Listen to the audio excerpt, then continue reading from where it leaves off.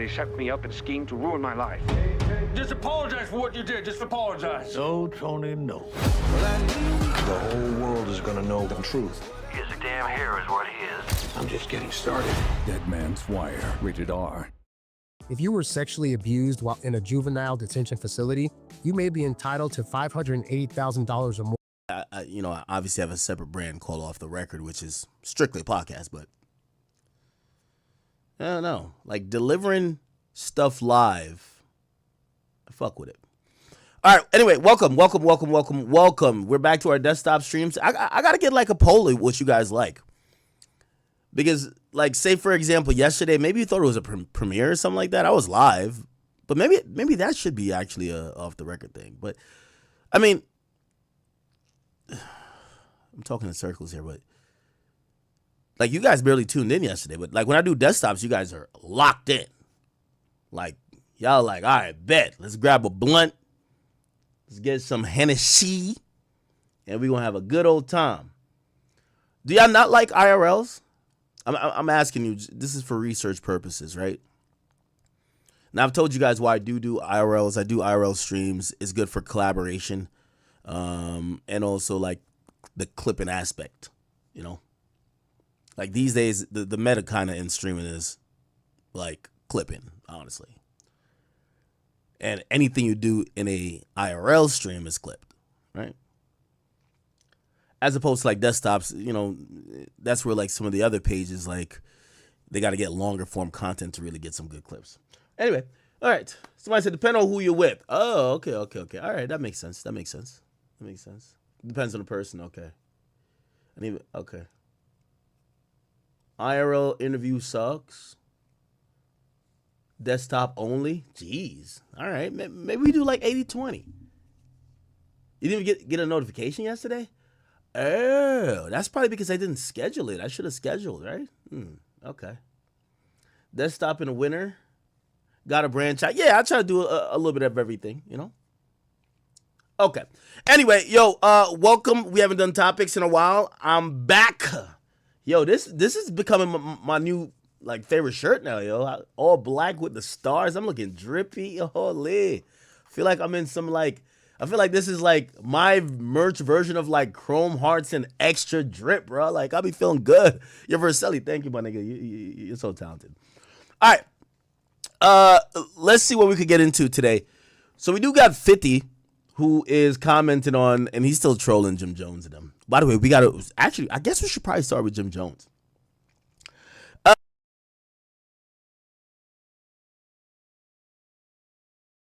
Yo, what's up, bro? Yeah, you on it?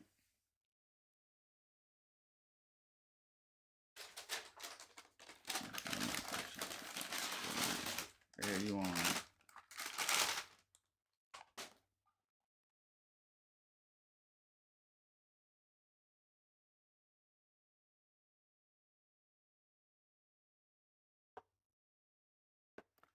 Hey, how you doing, bro? I know you somewhere cooling, ain't it? Get my headphones. I know my nigga somewhere cooling.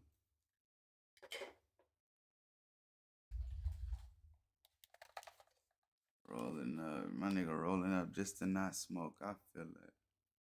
Ain't nothing wrong with that. Check me out, though. Check this out, though.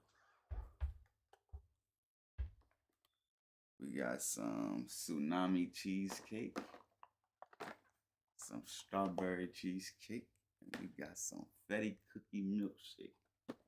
You know what I'm saying? Shout out to Munchies, you know what I'm saying? You know what I'm saying? You know what I'm saying? Got that Zaza. Zaza. Zaza.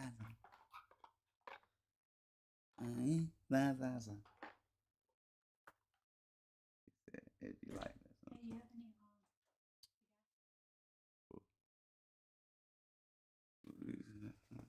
It's $10 on here.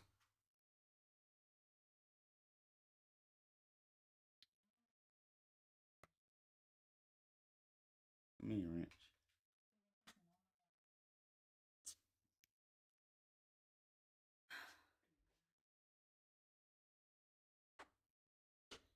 said that shit ain't sprayed though. I don't smoke spray, nigga. This shit that good. This This the closest thing to spray. When it comes to the dispensary, this the closest jump to the spray. It ain't sprayed, but it's like this tsunami cheesecake gone. You know what I'm saying? This strawberry cheesecake gonna have a little strawberry hint to it. A little, you know what I'm saying? But it ain't, you know what I'm trying to say. It ain't that, but it got a little to it. And this Fetty cookie milkshake, it's just some lemon cherry gelato with some honey bun. You know, everybody re-rock the LCG. You know what I'm saying? Some LCG with the honey bun. What's the problem? You don't want that. Nah, you gotta taste the real spray. You never had. No, I ain't never have it yet. I never had the real spray. I'm in Cali. What was that right there? You got what's that? What was that right there? What was that 454?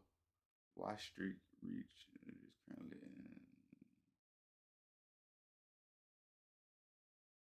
Oh, okay. Yeah, I ain't never had a real spray before. I did. This the closest it ever came to it, like shit like this. Like or yeah, shit like this is the closest I came to it. CP, and I never had like the official spray. Like I never had none that say honey bun and it tastes like a honey bun. You know what I'm saying? Like some shit that say marshmallow pound cake and that bitch tastes like a goddamn marshmallow pound cake. Nah, I ain't never had nothing like that before. I would like to try though. See, when y'all come out here next month, we gonna go on a hunt. We gonna find that shit. This time we got enough time to really do some shit. Like we gotta find some spray for the one time.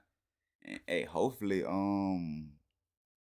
whatchamacallem, the shop set up, that pink shop, hopefully they set up by the time we come back out there.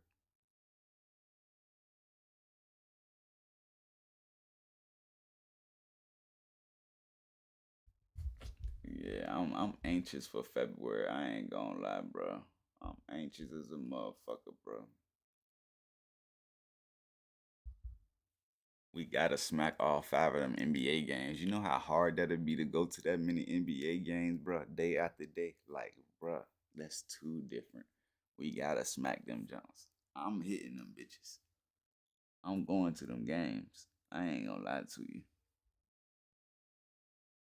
I saw one for my birthday, man. Chill with my homeboys.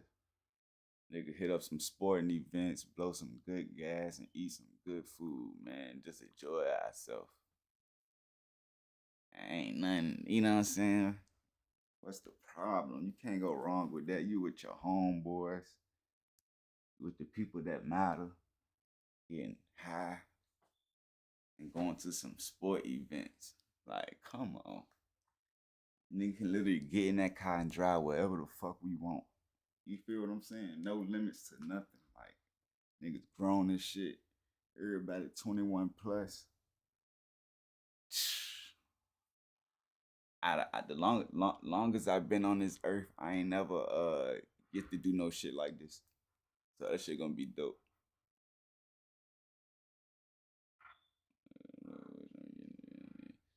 Yeah. Nigga gonna live it up for the one time. I ain't gonna lie to you, bro. Just for the little week, man. Live it up for the one time, man. Actually do some shit a nigga never did. Like, you know what I'm saying? Try to do some shit a nigga don't do on a regular. Like, I don't think it ain't gonna be no other point in my life I'll be able to go to 5 NBA games back to back. Like, that's just something you don't do. Like, you know what I'm saying? So that shit gonna be different, man. You know, nighttime top down, blasting, right? No bullshit. Oh, nigga, outside all day. I don't even think I'm ever going in the crib, to be real with you. Like, that shit gonna be crazy, man. I don't want to overthink that shit too much, but Damn, I can't wait till my B-Day. Nigga ready to really beat Shaquille O'Neal out this bitch. Like, yeah, that's why I said, nigga ain't even tripping about the spot. I ain't gonna be in the crib. I ain't gonna lie to you. I ain't gonna be in the crib at all. Like, I'm outside, nigga. I'm really outside. So there's a clip of Jim Jones, there's a clip of Jim Jones that went viral recently, and it was. But this the type of shit we gonna be able to try in the shops. You know what I'm saying? Like CP ain't got this. Like, I prefer us getting this instead of the CP that day. Like, this out smoking the CP. Like, I would prefer this rather than CP. And the dispensary got hella different options of some good shit that was way better than that. But like, oh, we're gonna try some good strands. Backpack Boys, all that. We're gonna try the Jungle Boys. When it comes to regular weed, I you know what I'm saying? I'd rather it be some shit like that, like Jungle Boys, Cookies, Backpack Boys. You know what I'm saying? Holly Plug, he just need to sell spray. Like, I feel like he'll do better. I ain't saying he ain't doing worse, but I feel like he'll do 20 times better if he sells spray. Because for his shit to be regular weed and that trash, that shit crazy. Like, that shit crazy. He might as well go ahead and spray that shit down. Like, no bullshit. It was put out by Freaky Zeke. Remember we kind of showed. Let me see. Did we post it? Maybe we didn't post it. You know how I be on streams when I be falling asleep and shit? That shit didn't even get me like that. I ain't gonna lie, it had me high, but I wasn't like that. Like, yeah, like I need some shit that's gonna get me like how I be on stream. Let's go to Twitter real quick. The Toad was smoking. The Toad was smoking. I can't forget how the Toad tastes because my blunt was so small and it was only one blunt of that. Like, the Toad was smoking. I ain't gonna lie to you.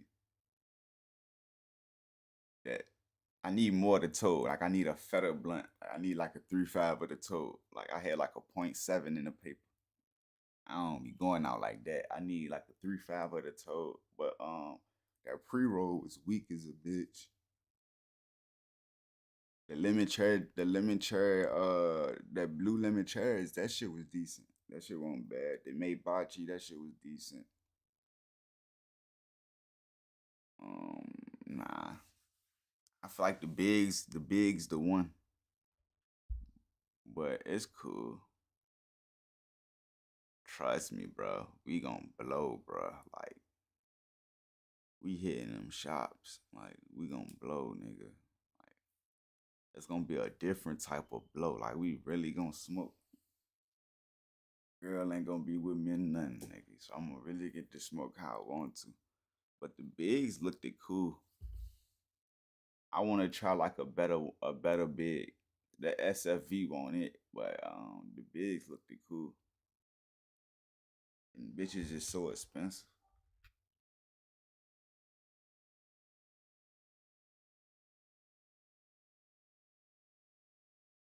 Nah, that joint was decent. It wasn't the worst. But it wasn't like how that shit be having me on stream. It wasn't like that. Freaky Zeke, Jim Jones. Anyway, essentially, like, Jim Jones had gotten into the comment section with he got into the comment section and he was like post. No, we're not gonna go to CP. We're not shopping at CP. In February when y'all come out here, we ain't gonna go to CP at all. The only time I'm gonna go to CP one time because I'm gonna get I want to get the 7 grams of the Toad. I need to really taste the Toad. Like, I need like 2 grams in the blunt.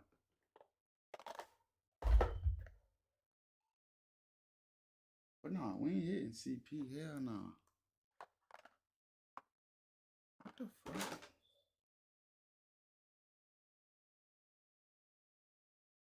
shit go. What the hell?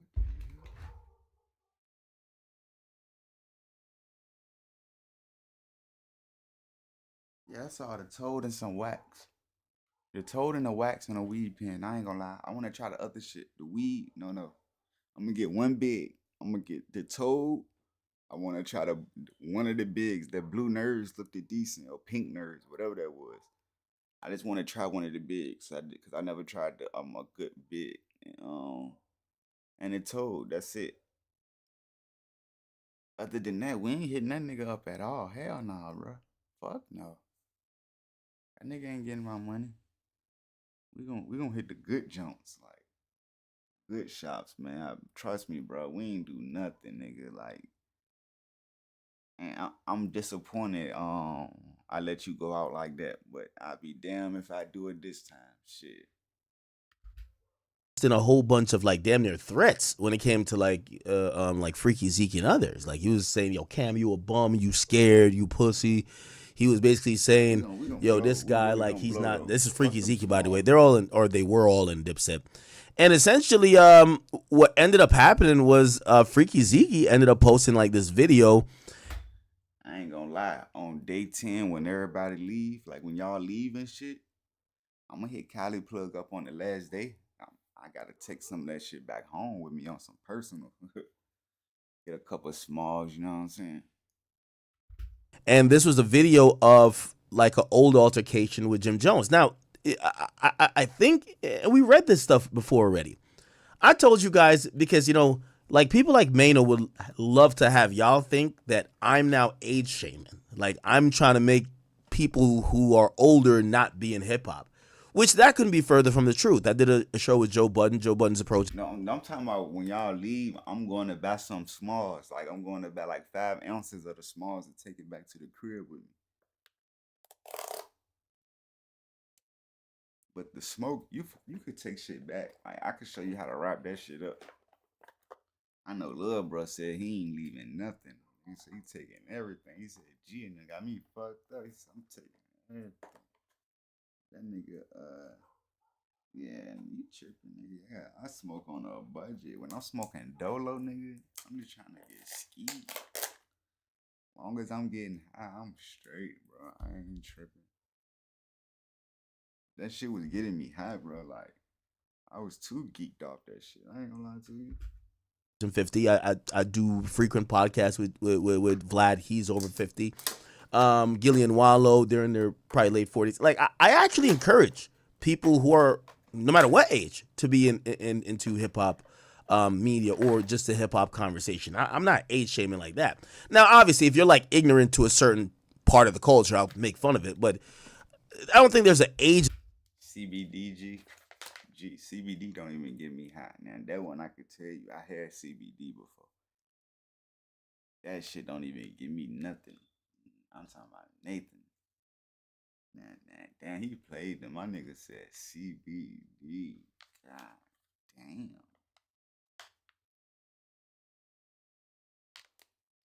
Nah, that shit was better than mid. I don't give a fuck what nobody say. That shit was better than mid. Wait, I'd rather have that than mid any day.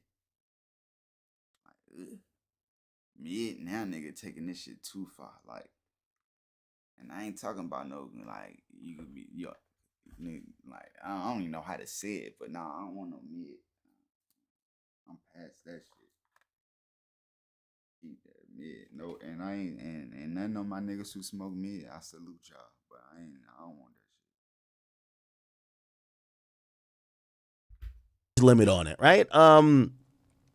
Yeah, and the likes of Mano were like, yo, he's whatever. He's age shaming. I'm like, that's not it. I'm actually going off the mentality. Like, you guys are still having a mentality like a 15-year-old and dressing like a 13-year-old. They don't even got if this indica or hybrid. That bitch don't say Nathan. That bitch don't say nothing. Bitch say, that shit at?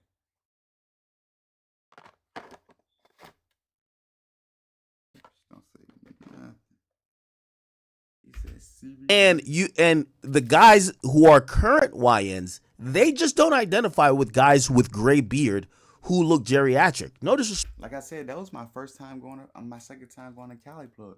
The first time, that shit was hitting. Yeah. That first time I went, that shit was hitting, nigga. I don't know what happened this time. And the bags was different and everything. Then was the October bags. Remember he had the, he was still selling October weed from the Thanksgiving shit. I mean, no, the November shit. Because on the bag it said Bovember. So he was still selling November packs. I know the packs different now. He switched them up. So he was still giving out November weed in December. I don't know what that shit was about, but I've been out here for 11 years, man. I've been blowing. But that wasn't the worst shit I ever had out here. So that's the thing. That shit wasn't bad to me at all. It wasn't bad to me at all. I just hate that had to be y'all. I just hate that had to be the first thing y'all smoked when y'all came out here. If that's a better way to put it. It was cool for me, but I just hate that had to be the shit that y'all had to have. You know what I'm saying? If that makes sense.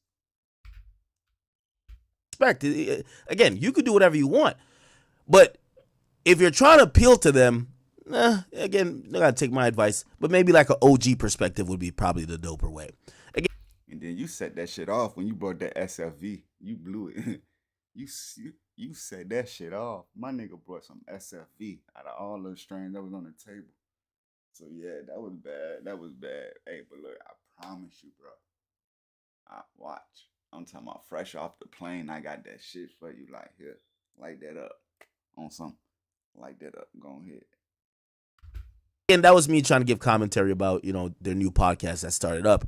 But they were really fixated, and I told you, like, Mano came up with this whole thing, and he explained it. He said he felt that when I said something to him at the YoungBoy concert, I was almost like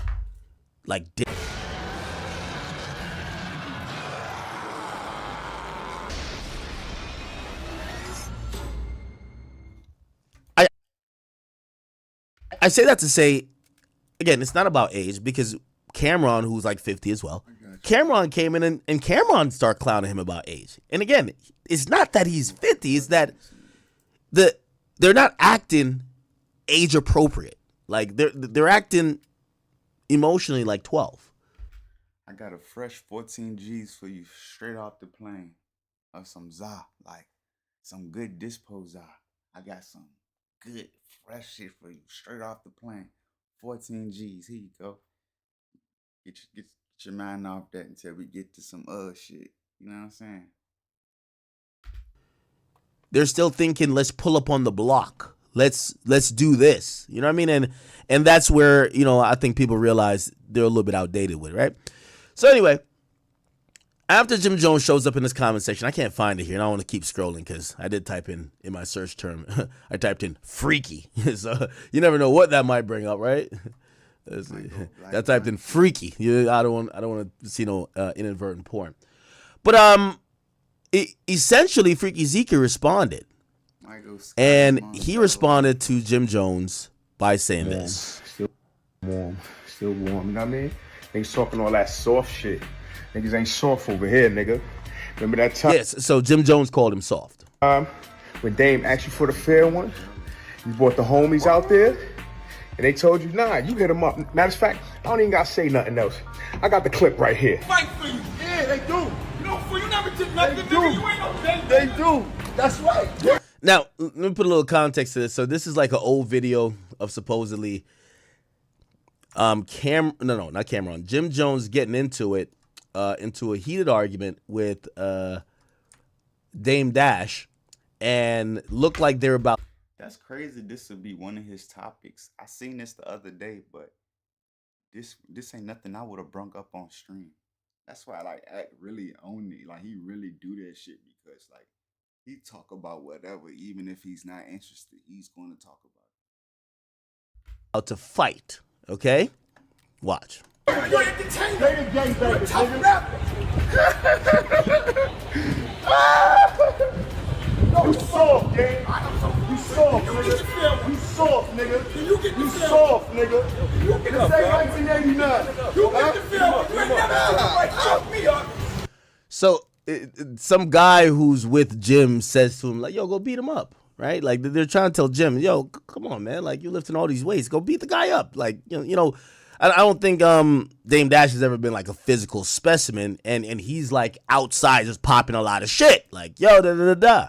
So I guess, you know, these guys, which I've been told they're gang members, they're telling Jim Jones, bro, just go beat the guy up, right? Go fuck him up, blood. Now, what happens afterwards, I'm talking over it, but I got to explain every little detail. Jim goes to another gang member. So one gang member, him, says, Jim, just go beat him up. Jim walks over to another gang member. They're all with Jim, by the way. And Jim says, yo, Blood. You know, Jim is like this big blood out of New York. He says to this guy, yo, Blood, go fuck him up. So, like, Jim is making a call. Like, you go fuck that guy up. Now, this is the wildest shit I've ever seen.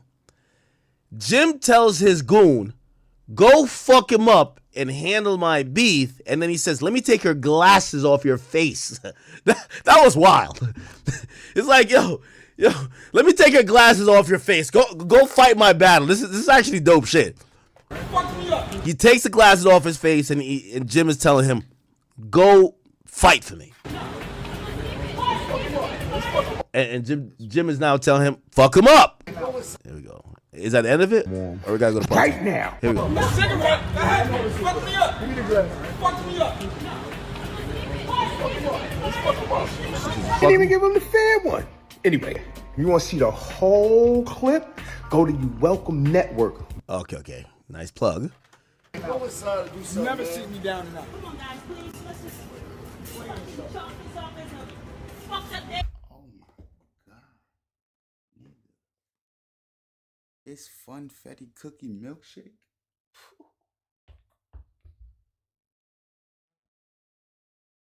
How the fuck they get this shit to look like this? Like, no. It's crazy how the when they be growing that shit, like when it ain't sprayed, and like when they grow the za, the indoor za, and that bitch be having like the white crystals on it with the purple, with the trichomes, the little sparkly trichomes, and bro, it's crazy that a nigga can really perfect that shit in that way. Like, that shit be amazing, bro. Like, oh my God. Ain't no fucked up down the game. He came down his house to try to disrespect. Oh shit, I can't wait till I finally try some, boy. And now he gotta eat that when he's not mad. You gonna remember that shit when you're not mad. I bet you give a fuck about it. Your friends are shaming you right now. Your friends are shaming you right now. No, they're not. They telling you to go swing on your old These shit. niggas don't care about you at all, They gang. should care about the way you act. They're shaming Trust you. me, they don't care about you, I see nigga. that now. They care about what I do, nigga. Remember that, nigga. Now, there's this woman here that's like, I believe that's Jim's like wife.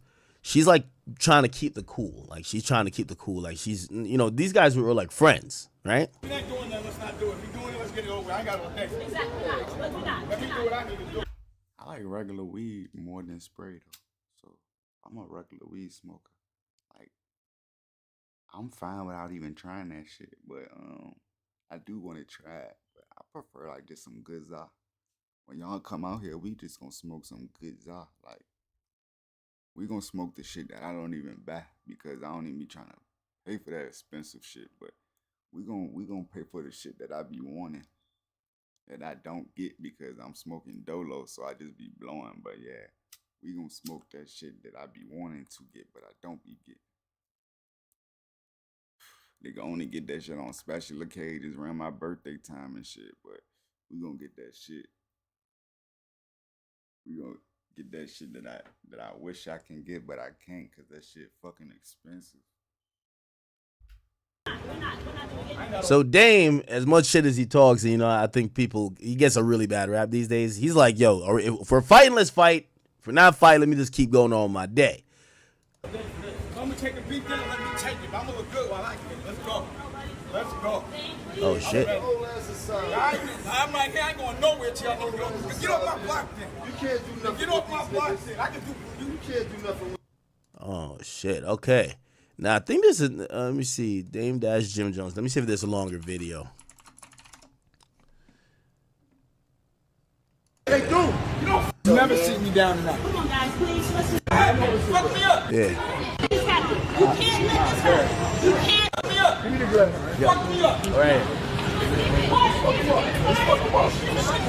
Move, Chrissy. Chrissy, move, Chrissy. Hell no. Come on, y'all.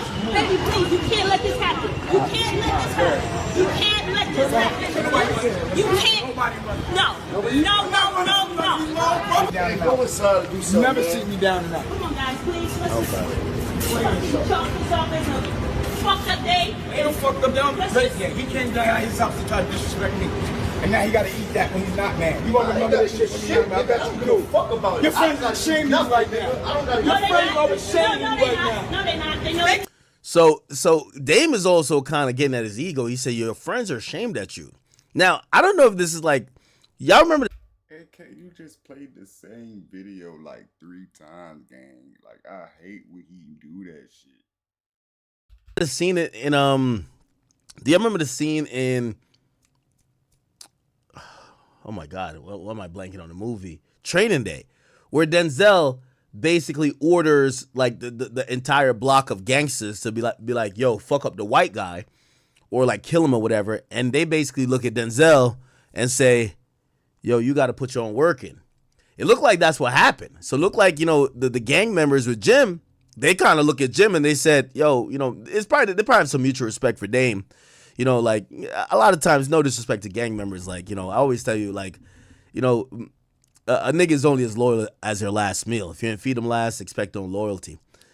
You know, I'm pretty sure Dame put a loaf of bread up in their stomach. Pause. You know what I mean? Extra pause. But you know, just, yeah, Dame probably has looked out for these guys too. So they're like, yeah, we fuck with you, Jim, but like, yo, this guy also is kind of like, yo, he's your homie. Like, we don't want to get involved in this one. If it was your enemy, I'm pretty sure they would ride out. But they're like, come on, man. Like, this guy, he probably gave us here's 500, here's this, whatever. So they look like they don't do anything. They're looking at Jim and saying, bro, that's brotherly squabbles. If you want to fight him, you go fight him. And look like no fight happens. Also, shout out to Chrissy. Somebody corrected me that she's not his wife. She's his, I believe, like 30-year girlfriend, but whatever. I'm telling you to go sleep on your old These shit. niggas don't care about you at all, They gang. care about the way you act. They They shame Trust you. me, they don't care about you, see that nigga. now. They care about what I do, nigga. Remember that, nigga. And he's telling them, well, listen, these gangsters I have with me, they care about what I got going on, right? You're not doing that. Let's not do it. Hey, G, real Zah, G. G, when you come out here, black, hey. We doing it. Let's get it over. I ain't got no next. Let me do it. $50 apes, G. I need to do it. We're not doing it. I ain't got no next. I'm gonna take a beat down. Let me take it. I'm gonna look good while I can. Let's go. Let's go. Now, the interesting part of this is like, it's kind of interesting how like, you know, not attacking Jim or anything, but people don't really grow up that much. Remember when I told you that whole run-in with Jim at the Barclays? Like, that's how Jim was talking to me. So Jim, I don't know who Jim was with. Like, I don't know Jim's people. I don't know like what Bloods and whatever like he be running with. But when he was talking to me, like he was like, yo, like he kept like alluding to like these other people around him. You know what I mean? It wasn't like, yo, it's just me. Like he talked in the plurality. Like, yo, man, anybody got a problem? Like, yo, niggas get hurt fucking with me. Like, yo, y'all think y'all can stop this? And I'm like, didn't know what he was talking about. But when I watch this video, I kind of get the person who Jim is. Like, Jim is the guy who probably walked around back then and now with probably like 25 Bloods. And, you know, his gang affiliation is probably what has, like, you know, furthered whatever he got going on in life. So I get it. You know what I mean? So whatever. So pretty much this video is kind of par for the course. Now, what do I think about it? I mean, I'm not a gang member, right? So I would look at somebody who requires other gang members to stand up for their honor and pride. I would look at that as a little bit weird, especially if they're claiming to be whatever. However, I'm not in the streets and I'm not a gang member. Now, apparently this is very normal. Like you go to California, if you walk up to a bunch of Crips and you say, yo, I want to have a one-on-one, they're not going to say, oh, yeah, all right, let's all fall back and y'all go have y'all one-on-one. I think they're all going to give you an issue, especially if it's one of the lead guys. So I can't knock what Jim Jones is doing here, but it was kind of just interesting to me because I'm like, damn, Jim is still moving like this. This video looked like it's from 1988. You know what I mean? Like, and shit, I seen a nigga in 2025 and he was still on that shit. You know what I mean? And that's what I'm saying about Jim. Like, I'm like, yo, the one thing we got to give Jim credit, like, he ain't maturing and he ain't looking to mature. I can't even knock it. Yo, he got the same energy here as he was in the Barclays. You know what I mean? Like, I can't lie. So anyway, whatever. No, it wasn't. It was in the Barclays. No, it was in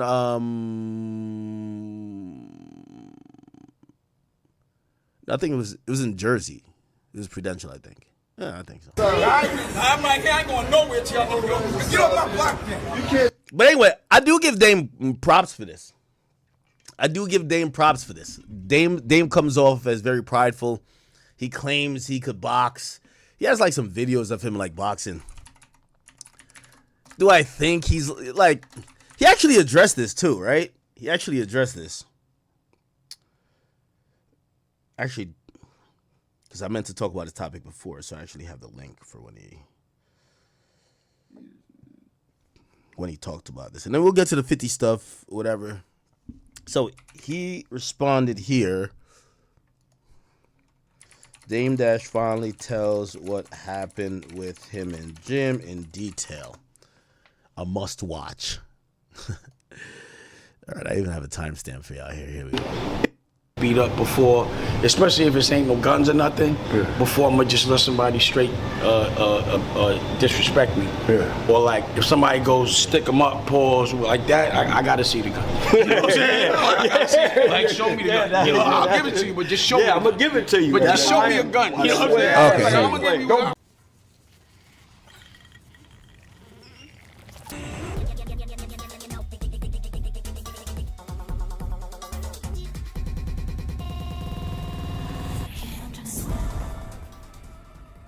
Guys who are all gray, they're much older, and we're all still like hyper, we want to see a fight so bad, but these guys are older, bro. This is not like their prime. There's no way that I'm gonna just like I preach that they program us to fight each other. That's where I was going. When I get in the program, I gotta be like cognizant that, oh shit, I'm in that program. Yes. You know what I'm saying? Where you know it's wrong, but when it's you like fuck all that, and then you're a bad example. I can't do the same thing I'm telling people not to do. So I don't really profess or will have a problem with any black man at all, because that's what they want. So me and 50, that's jokes until it's not. But right now it's jokes. Me and Cam, Fredo, and again that's the no Fredo. So if you're doing some sucker shit, it look like it might you gonna be like, no Fredo, no Fredo. So that's the new shit, no Fredo. That's when you're doing some sucker shit, no Fredo, don't do that. But my point is, I don't want to see nothing happen to him. I do feel violated because he brought my children into it, but I'm telling my hands, like, just relax, because they might do some shit I don't know. I'm serious. So you got reflexes. But it would be wrong. So you go for the fair one, I heard, something like that? With Jim? And to me in Harlem or any gangster scenario, a fair one is the most manly thing you could do. Nah, I think he's talking about his Jim situation here. You might not like a dude, you deal with it, and y'all both go home. That's right. And then you respect that person. But anyone that's not willing to give a fair one, especially when it's called, they're a sucker. Don't be tough sending somebody to do your dirty work. If you have a problem with this man on man. Now, the fuck? Oh, my bad, fuck. All right. Now, could somebody like kind of put me on game? I'm not a street dude, and I don't care to be. But could somebody like let me know what the normal way of people handling stuff is? Because I tend to agree with Dame. Somebody said tell Aiden to what? Or I'll read that in a second. I tend to agree with Dame where he's pretty much like putting out there like, yo, if you're this tough guy and you're sending people to fight your battles, it might not be the toughest, right? But in gang culture, isn't it we're stronger together? Like gang culture is all about, like I hear niggas rap about we don't do fair ones. Like, yo, like, it's all about jumping and shooting people, right? It's not really like this honor among men, right? Like, where it's like, hey, it's this guy versus this guy. It's usually strength in numbers, right? Am I tripping? And then let's be brothers after. Right. And that's respectable. That's how we grew up, though. That's real how we talk. grew The up. fair one. So Yes, sir. I've Right. seen like Yeah. real niggas getting real money, and a nigga that's not getting so much money, and nigga be like, yo, I need a fair. All right, Yeah. take the jury off. Yeah. Don't y'all chill. Break through whatever they're trying. It's the last chance in 3 weeks. And this is where, like, you know, one thing I like about 50, he's like me. And I know you're gonna be like, come on now, 50 is a demon. You're right. But let me tell you this. The root of every good villain is to figure out what is the vulnerable point of your opponent. And I told you, I've you know, not that they're necessarily my opponent, but I could tell if me and Maynard are going to keep going back and forth, I'm going to always play off the fact that I believe he's insecure with his age. He's insecure with his age. He doesn't want to keep.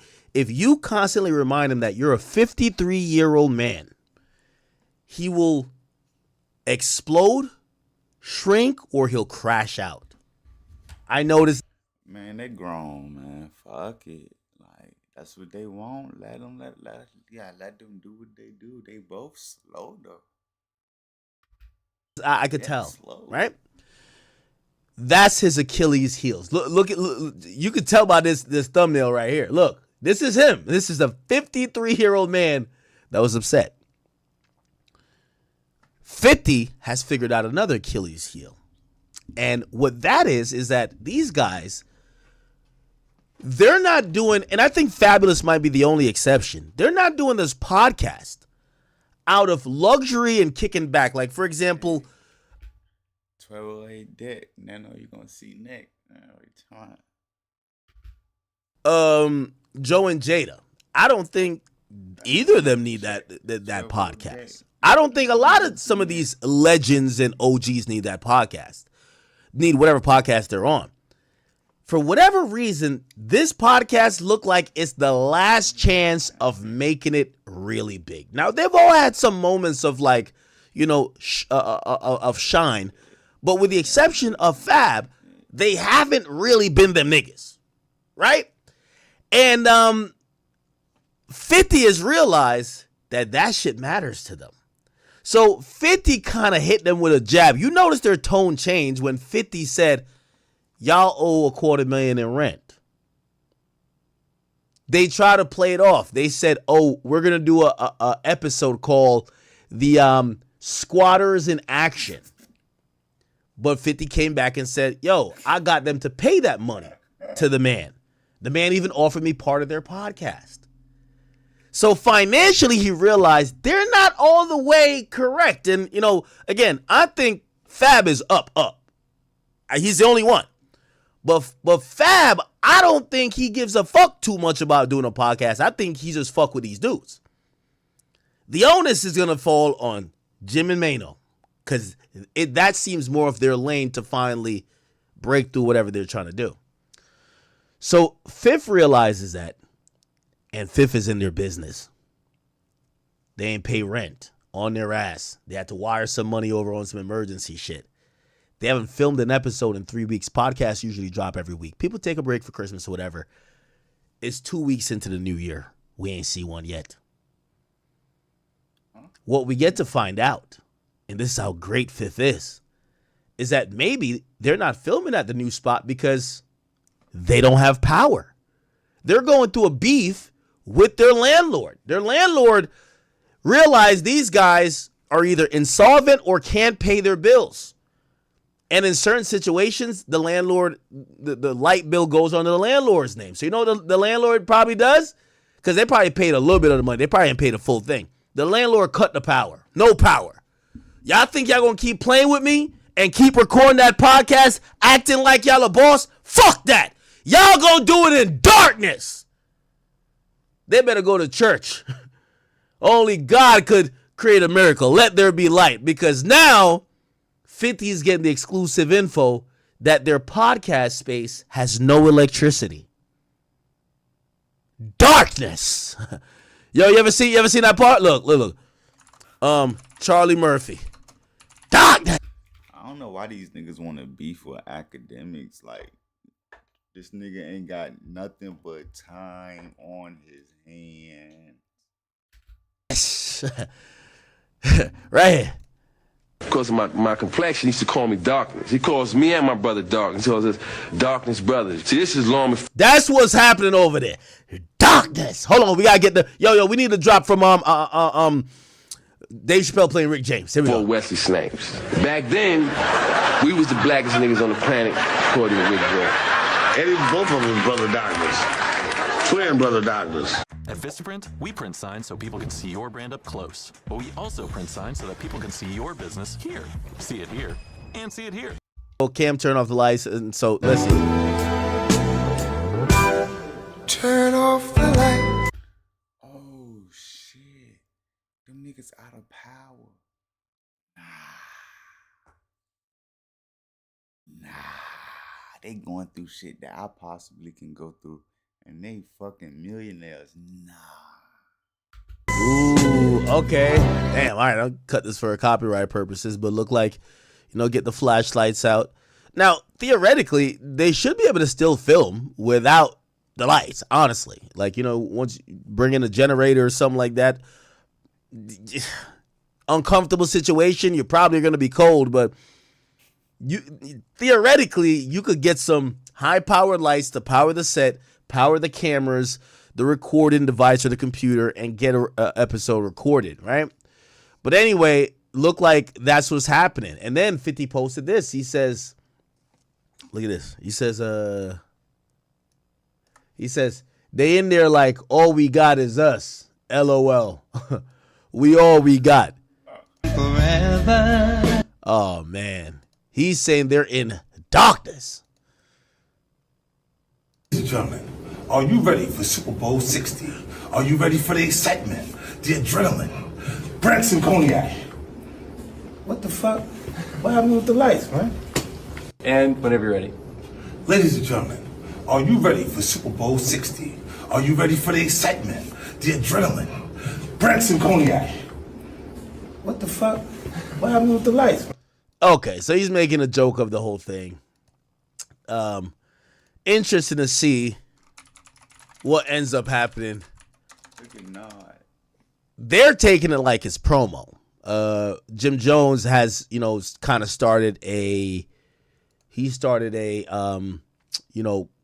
like, it's one, when somebody clown you about something and you have two responses. Be like, nah, you're lying. Or sometimes you can just embrace it. So he's embracing the struggle.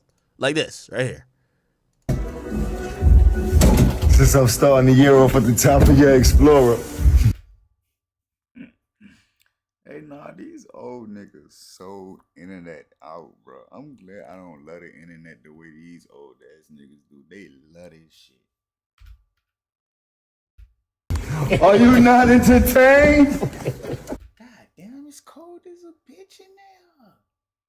Get the froth come out his mouth. I ain't see that shit in some years. Since everybody want to put my business in the street, I'm gonna talk to you about my business. Right now I am in the second phase of construction, and we're not open to public. This is a raw space. I have not found out yet what I want to do exactly in the space, but in my mind, I was thinking of building like a little.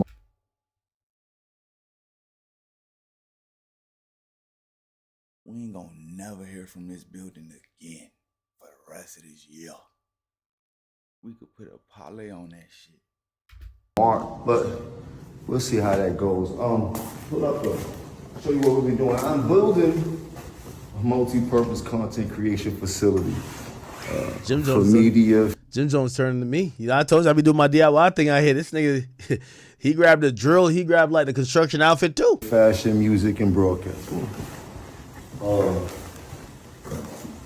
have a boutique in here. A boutique. We almost finished the loading, almost fresh. The barbershop. That'll be done. Come on with it. I love free promo. As you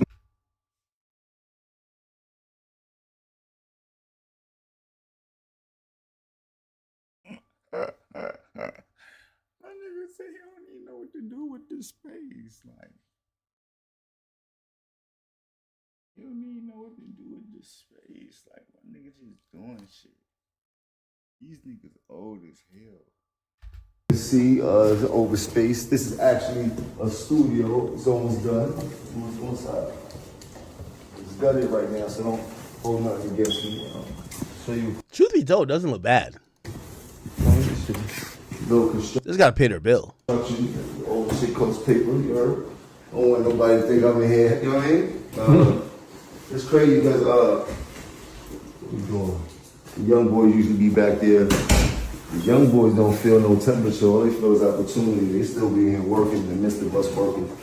So we still in the midst of construction. So he's kind of accepting what 50's saying. There's no heat in there. Like, it's cold here, but there's no heat. They're working on stuff. Got a few things we're gonna be doing out here. We'll be another studio we putting over here. Bodega, be a nice little fun street to film on, do broadcast. It's not even half of it. We got a whole nother half to film on. But what I'm trying to say is I've been happy to be able to invest in myself and something that I know is going to help a lot of other people. I'm not building this facility for myself. Yes, it is a business move. That's why I invested in myself. But I'm building this facility for all creators. How they still got that fucking beep? It's like a industrial spot. I thought that was only for like apartments. And young ones that's trying to come up to be a creative or have a creative ability that they want to know how to double down on. It's like an X-Men school for all the fly people, if you say so yourself. So, you know, I appreciate the promo. I love free promo. You know, I ain't gonna miss a beat. You did? One thing I don't like about how Jim and them like interpret or take things from 50 Cent. Why when he ran into me, he didn't say, yo, Act, thank you for all the free promo. You know what he said? Yo, shit like that get niggas hurt. Yo, niggas die over shit like that. Yo, me and the gang, yo, we want to get active. Niggas can't stop us. I'm like, yo, what's wrong? Why are you not talking to me? He said, I said, yo, what's wrong? He act a fool, bro. He like that. He didn't talk to me like that. He was belligerent. How come when 50 does it, it's, yo, thanks for the promo. 50 call him a squatter, bum ass niggas. Like 50 say anything about him, they call it free promo.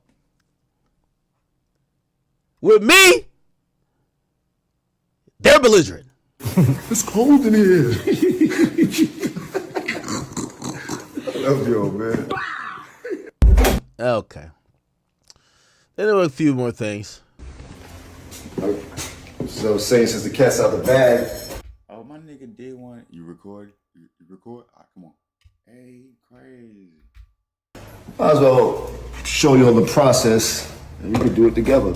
Told you I was in second phase of construction. It's like he being so sarcastic and it's cringe. Like, this shit's so cringe. Like, I can't even explain it. Like, this shit cringe is a bitch. This is another side of the building, actually. This is, we were actually... Y'all already in my business, so might as well...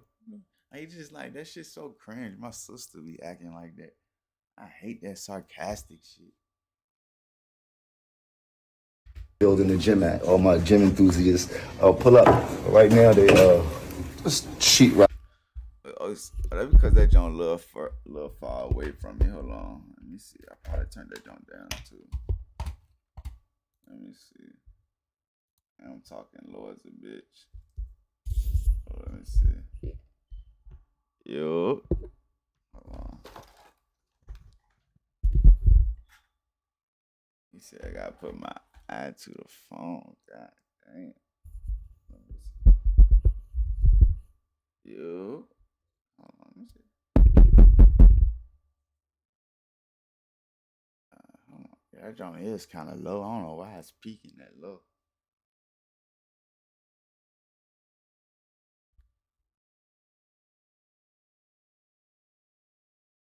Let me see something real quick.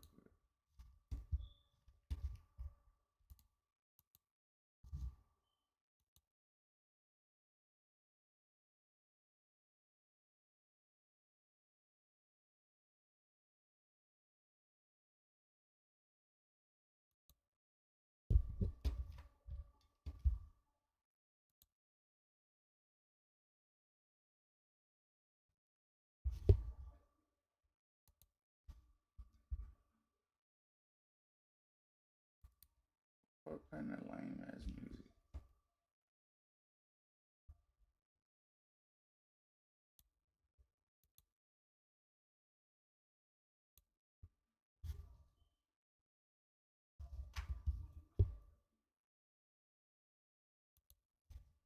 Okay. What's up with you? You good? Hello, okay. You heard? We The Mexicans like, who is this nigga? working with Oshidi and things. Yo, Jim, take the fucking camera off them workers before 50 Cent ice in that bitch and really clear that bitch out. Please, don't do it, bro. You know how 50 played. He played dirty. Stop showing them workers up in there, bro. 50 Cent ice up in there, the fans gonna do a real sweep. Stop it. Stop it, Jim. Don't do that. Things like that. Give me a few weeks, the gym will be. That's some hating ass shit. Like, why that's automatically what a nigga think? God damn, you gonna really do a nigga like that? Act like Be up and running.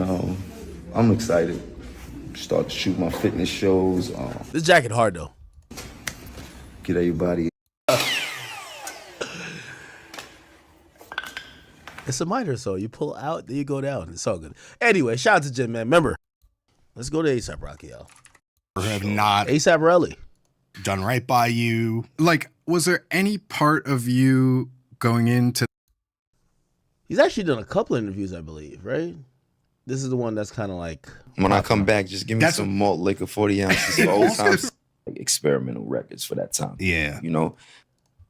The stop snitching thread through this album. There's a lot of like, you know, you feeling wronged by some like people who have been close turned on to you or have not ASAP Rocky done right by you. Like, was there any part of you going into that situation? You alluded also to the earlier case in Sweden, in which you were convicted of assault for a street fight, not sentenced to any prison time. Like, were you thinking like, how did I get myself back in another of these situations? Absolutely. Because every time you're in a situation like that, You're like, never again. Never again. Mm-hmm. And when it happens again, you're like, what the fuck is this? Like, God, man, like, here we are yet again, you know. I know you're going to get me out of it somehow, but there's a lesson to be learned in this. And sometimes some lessons are hard lessons. Okay, so this is about his case. I believe his album is dropping tonight? Even if you're not in the wrong necessarily, God has a funny way, in my opinion, of like just, you know, humbling you or just showing you. But I'm curious about that push and pull between, I can't believe this is happening to me, and I can't believe, and what is my role in this? Right. That's like, what is the lesson that you took from how do all you? that? Well, I think a lot of rappers really, I think they go down, you know, and they have a hard battle with survivor's guilt and, you know, survivor's remorse. Yeah. You know what I mean? And for me, for a long time, I was that guy. Does anyone have the timestamp for like, we want to hear him talk about Drake and the album, right? They want to. Nah. I didn't think. I don't. Sometimes, and he'll not even have a record. Do you get what I'm saying? And like, I ain't gonna lie, I don't even listen to A$AP Rocky, so man, fuck. I wish, hopefully he don't be on this for that long.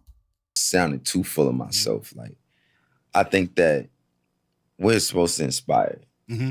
You know, I'm glad that I get to be the guy that like people could reference or go to or see some type of inspiration in. That's what's up, because I feel that way about me too. You know what I'm saying? So it's just That like, said, you know, you're being very magnanimous about it now, but you also have a song on this record called Stole Your Flow, Yeah. where you're like not taking so kindly to people biting you. So obviously the internet's going to decide who you're talking about on that for song. sure. I think we all know. You They're know what going I'm to say saying? it's Yeah. Drake. I mean, that's a man Oh, okay, he's admitted. He's talking about Drake. Oh, bet. who was... Yo, this is my problem with like most top rappers is like, yo, dog, I'm just not about to sit here and ask you a bunch of questions. Like, love you. I love Rihanna. I'm glad you have beautiful. We need a champion.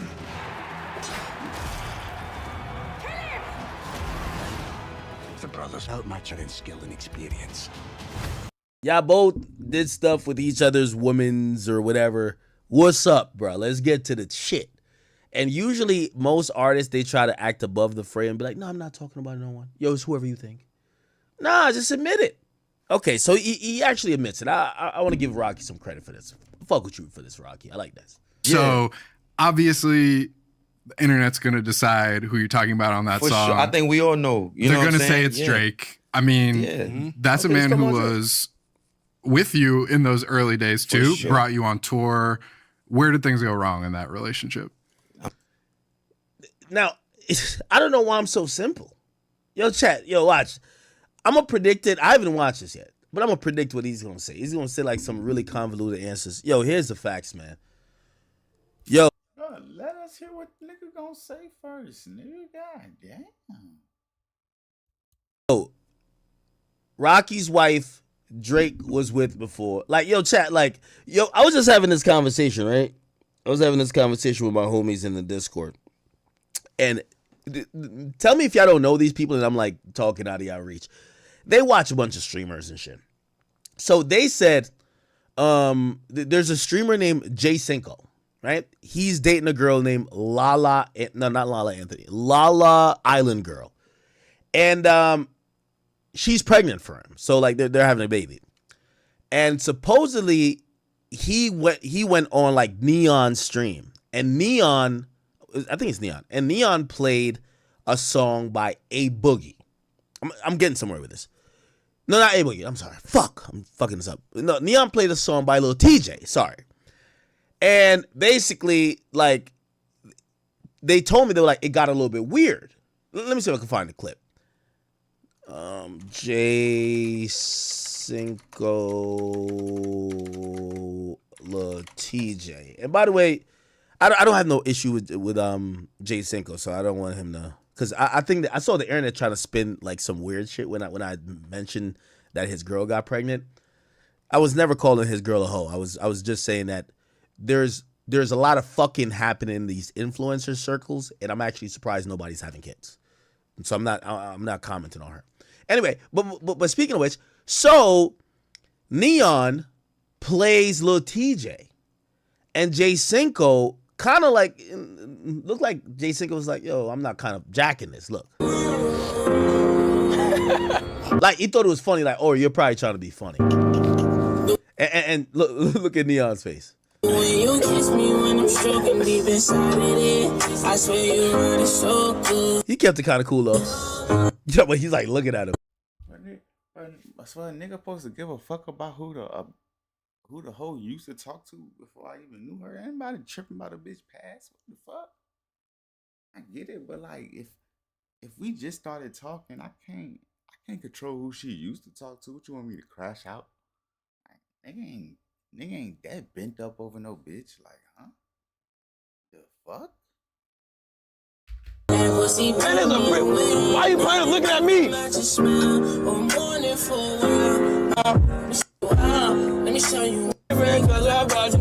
Now, some people said,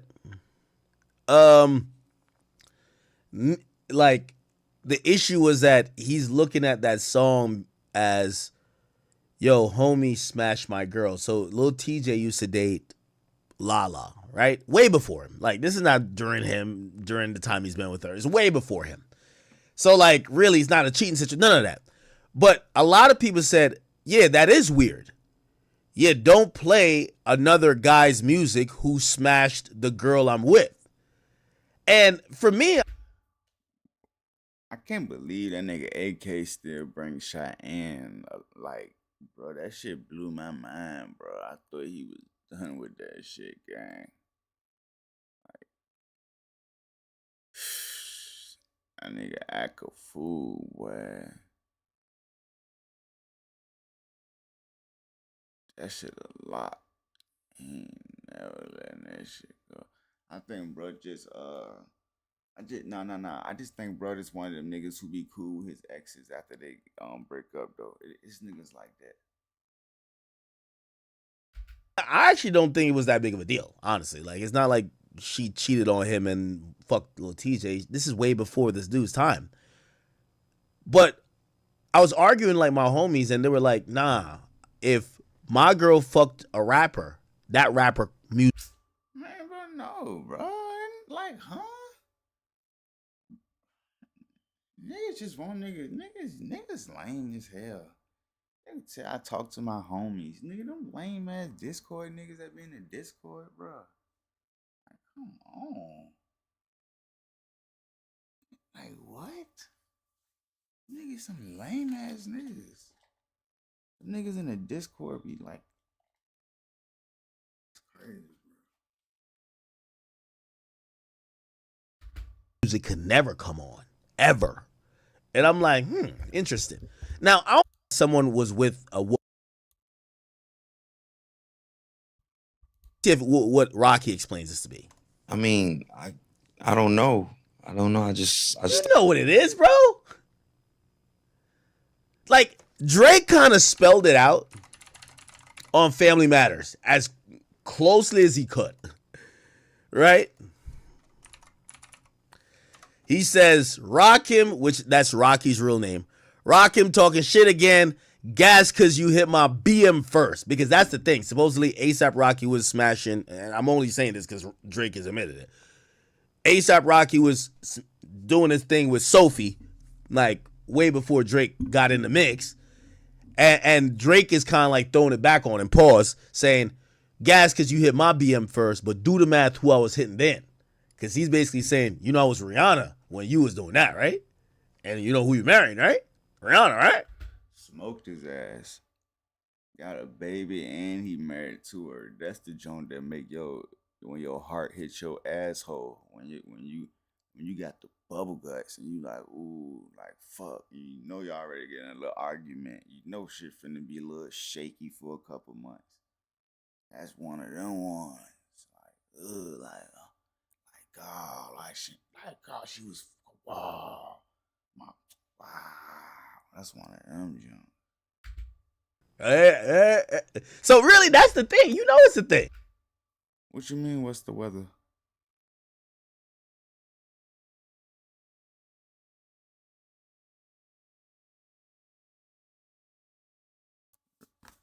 The weather for what?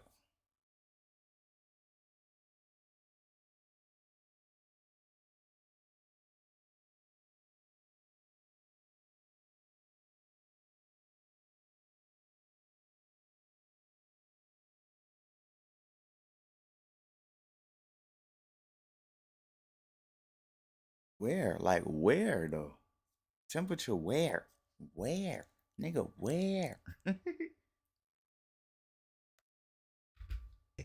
You get what I'm saying? I ain't even know you rap still because they only talk about your fit again. Probably got to. If you're talking about Cali, it's different. Like where I'm at is like it's different from LA. If you saying like LA, like you gotta be Pacific, nigga. Like I don't know where you talking about. Like if you talking about where I'm at right now,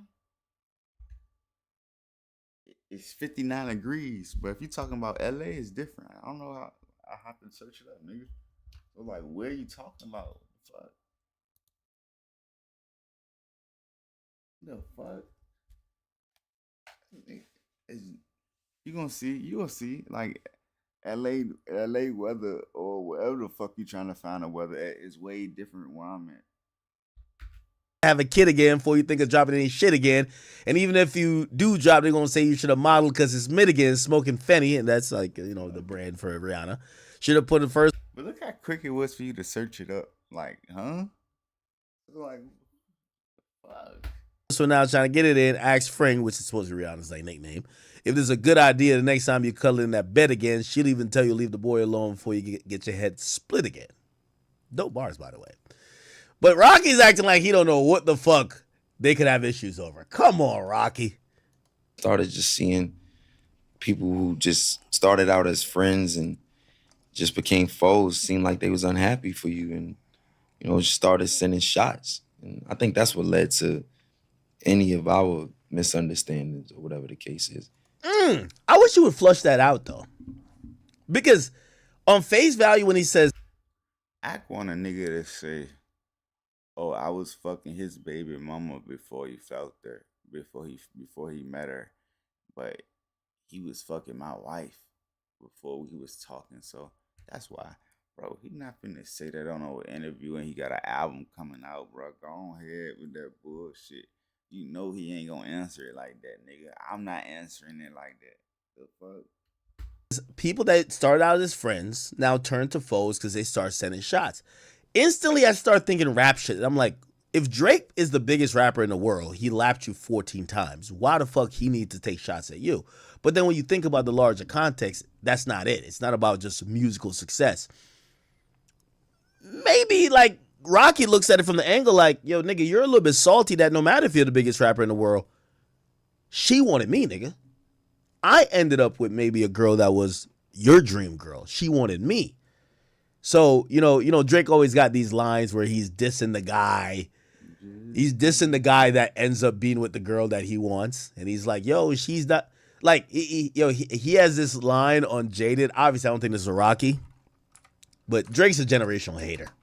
I love it though. You know, like, he says that the nigga does exactly what I do. Basically means he's a musician. He's just not as lit, right? There's what he says. So he started talking about it. He said, okay. So he's like, yo, said pretty little young thing. You're getting under my skin. Had a nigga convinced, getting me too excited. You played me. Low down, dirty, shameful, crazy. I need to know how the new nigga you got does the same thing I do for a living, but he's way less wavy. That might be for A$AP Rocky. I ain't gonna lie. They claim this is for Georgia Smith, but I'm like, oh, it might be for Rocky. Who knows? So how you even managing to keep a straight faces in all the pictures I'm seeing lately? Lord knows you still look amazing. That's besides the point I'm making. Making Georgia. Anyway. Racks on racks. Well, actually, the reason why they say this is definitely not about Rihanna because he mentioned difference in ages and he says you're old enough but still a baby. So he's talking about somebody younger. Anyway. All right. So Rocky's kind of explaining it. So it looked like Rocky felt like Drake was taking shots at him, which he probably was. Knowing Drake, yo, Drake is tender and he loves it. You know what I mean? And his fans love it too. Like Drake being a that motherfucking, so I got my mouth dry as hell, bruh, stink. God damn. His feelings. So maybe Drake, kind of realized that A$AP Rocky beat him out for Rihanna, gets her pregnant. She's madly in love with him, and he's probably taking some shots. We could probably watch a whole video on shots Drake is taking at A$AP. So I could see that. But at least what he's saying here, that's where their issue comes from, right? He feels like Drake started taking shots at him, possibly over Rihanna. That's what led to any of our misunderstandings or whatever the case is. So it really ain't smoke. Is that the song Fucking Fans? It's about Rihanna too? Does it kind of shade Rocky though? I should have came home sooner. You'd probably be still there if I came home. Love how I treat you. You should be there. My girl. Nights like when I need to hold somebody, feel more well, should have told somebody, picturing Nigga left his 20s. I still want to party. I can't be trusted on owing nobody. If we broke it off, just know it wasn't painless. She got that watch. Especially when the whole world. Then I had a kid, though I never planned to. I can't imagine when your girls gave you that news. Oh, is this about Rihanna? Told about how she probably dealt with the news that he was having a kid, because Drake's kids. I wanted the word cuppa, as in cup of tea. I thought it would be great to mix with hug.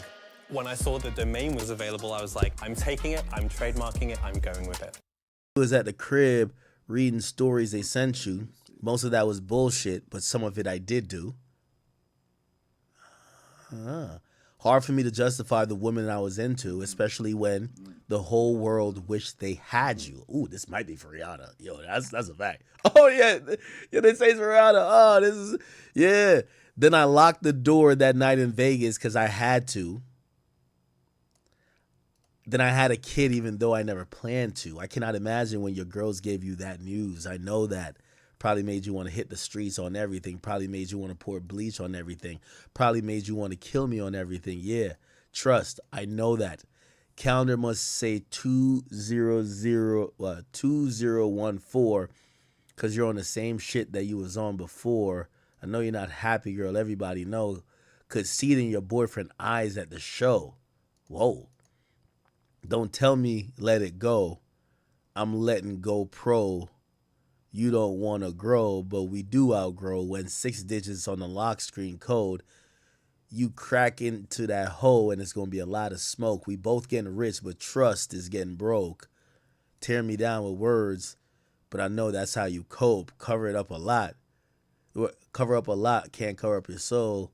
No, you're not happy, girl. Everybody know. Yo, Drake telling a girl she's not happy when she's with the love of her life. Yo, Drake, you're the greatest. Drake's a generational hater. Yo, Drake's Yo, Drake's the type of nigga, he trying to fuck your bitch. He gonna look at her and be like, yo, are you happy? This is everything you ever wanted in life? You sure? How does he make you feel? Like, yeah, generational hater. I love it. I love it. But then he dissed her. So this was in 2021. Then didn't he diss her on, like, was it Her Loss? Or was it For All the Dogs? Drake disses Rihanna. Like, he was tight. For All the Dogs, Fear of Heights.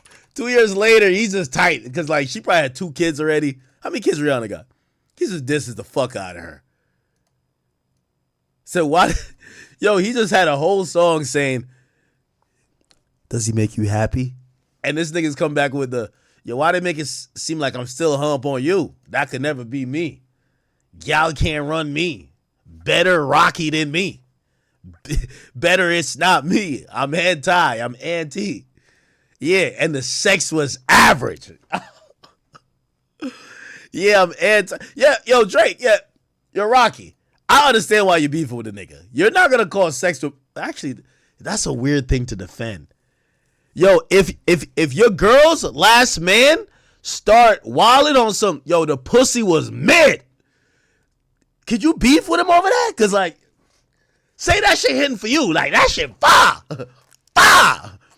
Could you beef with your girl's old man? Because he's saying, yo, that shit was mid. Because what you going to say, like, that's kind of fucked up. It's like a trick bag. You don't even know anything you do going to be an L. A nigga call your girl's pussy whack? You can't be like, nah, it's not whack, nigga. Nigga, I guarantee that shit made you nut mad quick, bro. Yo, I know that shit was, bro, that's probably the best shit you ever had. It's the best I ever had. You can't say that. That's crazy. How do you deal with that? Or do you just got to shoot him, right? Yo, how do you do that? Yo, chat for real. Like, a nigga call you, be like, yo, you could have that chick. Her shit mid anyway. What? What you mean her shit mid? You at this point you can't deny he fucked her. So like, could you defend what he's saying? And you can't hit back on some. Nah, you just mad because she not like. It's different when a girl said nigga got a small dick. You know they hating. Like usually when a nigga said the pussy mid, like it's not really hate. Like niggas gonna keep it real. How do you lick back at the nigga that says your girl pussy is mid? You can't argue with him like, nah, nigga. Name me another bitch who made you come quicker. Come on, I know my bitch shit was hidden. Like, you can't say no shit like that. You look cuckish. So how do you hit back? Chad, we need to figure this out.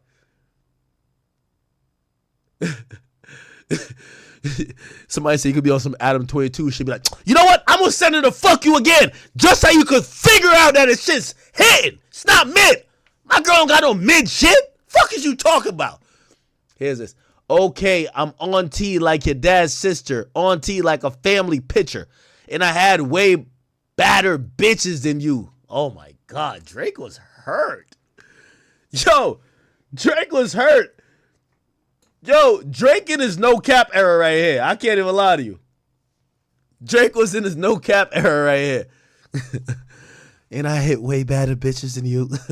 Yeah, that man, he's still with you. He can't leave you. Yo, this was generational hate. Drake was trying to trick Rocky into feeling like, yo, if you a real nigga, you leave her. If you a real nigga, you leave her, bro. If you a real nigga. If you really that nigga, yo, you leave her because you could get mad at other lit bitches. You trying to see if this nigga's a bozo that is ego and be like, what?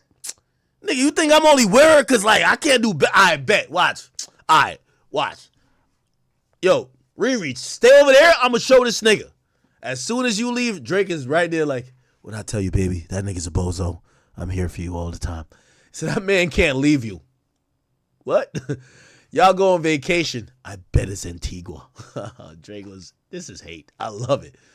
Let's go pound for pound. Yo, Drake said, yo, did Drake challenge Rocky to go band for band? Yo, this is generation. Yo, I never really listened to this song like this. This shit is fire. Hold on, where am I looking at? Nigga said we could go band for... Yo, Drake ain't even say band for band. He said let's go pound for pound. Yo, is Drake serious? You know Rocky used to live in London, right? Like, that's a fact. Look, he used to live in London. Like, no bullshit. Look. When did A$AP Rocky live in London? Look. Has lived in London on and off since 2014. What is currency in London called? Pound sterling. Yeah, pound. Yo, Drake was trying to go bet. Yo, this is when, Drake wanted that shit bad. Yo, Drake a billionaire. Drake said, yo, fuck it. Let's go band for band. Let's go band for band. Fuck that shit, man. I ain't got time for that. I ain't about to keep arguing with you back. Let's go band for Let's go pound for pound in it. Yeah. Oh, yeah. Let's go pound for pound. I'm in Europe. Nah, he's trying to flex him. Said Chrome Heart Cully, I had to import it. Got in my feelings, I had to record it. I never met a bitch that wasn't for it. Don't pay for the pussy, I tip for the service. Let's keep it frank, I got dessert. I'm in a G-Wagon, Maybach, just like some currency, baby, they had to convert it. I heard your bank accounts is on stuck. How can you keep it a buck if you ain't got no bucks? How can you keep it 100 if you ain't got no hundreds around because you're stacking them up? Is he talking about Rocky? What? Rocky broke? He ain't broke. Is my camera freezing up? I gotta make sure. You niggas pussy for real. You niggas sissy for real. Holy. Virginia, I pull up and chill. You know you can't come where I stay. Before you get caught on a date. Before you get put on a plate. Before you get slid on like skates. Before I turn up like the bass. I know that look on their face. Don't tell him you scared of Lil Drake. Don't tell him you scared of Lil Aubrey. My niggas is crazy, wallahi. Don't even know how we escape. The chain on their neck is a A. Not saying for A$AP? Whose chain is this? And she got a lot that she need. So she got to drop to her knees. Then she go shopping for free. Okay, I don't know what this is about. Go to the place.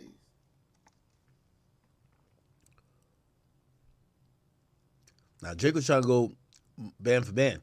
He might be at the trap and order some once, but he ain't throwing more than me. Holy shit. Shout out to Drake. Does it feel resolvable to you, or you think it's too far? Nah, it don't even need to be. Mm-hmm. Like, for what? But you're like, no secret, like that song's for him. Nah, I don't really. Or it's for anyone. It's who for might whoever be... feel like it's about them. Fair enough. I did. What's the name of the song? I want to listen to it. Is the song out? Thank you for the congratulations for the mill. I have to ask, but while we were talking about the fashion and the influence question, like as we were watching those old videos, I do want to know: have you archived all those old outfits from the early videos? Most of them. Where, like, is there a black scale bin? Is there a come day fuck down bin? Oh my god! Where's the original fuck swag? Yeah. It's leaked. Let's see if we can find the song. Let's see if we can find a song. It said Drake, Rocky, this is Drake.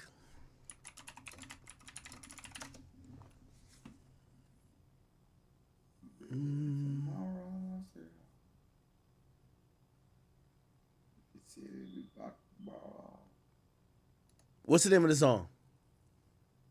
It's called Stole Your Flow. Let's see. Somebody's gonna have it.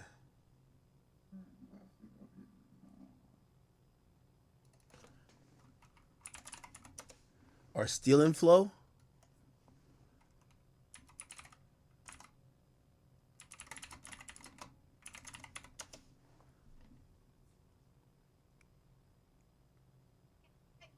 Is it this? It's clearly a Drake diss. We just need to find the song. Where's the song at?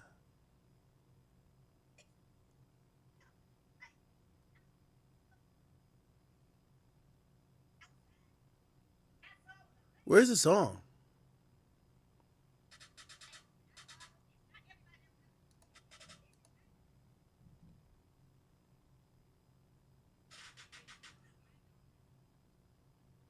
Does anybody have the leak? I don't play this shit. Your Rocky's team, don't get mad if I play the leak, bro. There's a hit piece out on us. There might be more underneath the hood. I'm here to tell you the house is on fire and you should get out before the end. Whose end? They copywrote that shit. All right, bet. We'll look for it. Stole Your Flow. Let's look for the lyrics.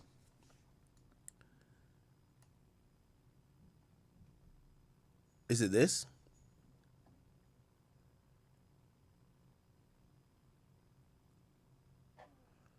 First you... Is this it, chat? Because they're saying it's from 2023. That seems old. First you stole my flow, so I stole your bitch. Oh, shit. I can't trust a soul, just my pole and my kid. Swear to never lie, cross my heart, hope to die. Then I sold the switch, then I hit the kiss, moi. All red, Mary Jane, just a match Ferrari paint. Been shitting on everything, was even potty trained. Niggas getting BBLs, lucky we don't body shame. Throwing dirt on Rocky name, turn around and copy game. Pretty made, pretty made. Peace, homie, black bone, black peace stone, black onyx, black diamond, shining black jeans on. Okay. It said, might pull up to your crib. What? Where's that part at?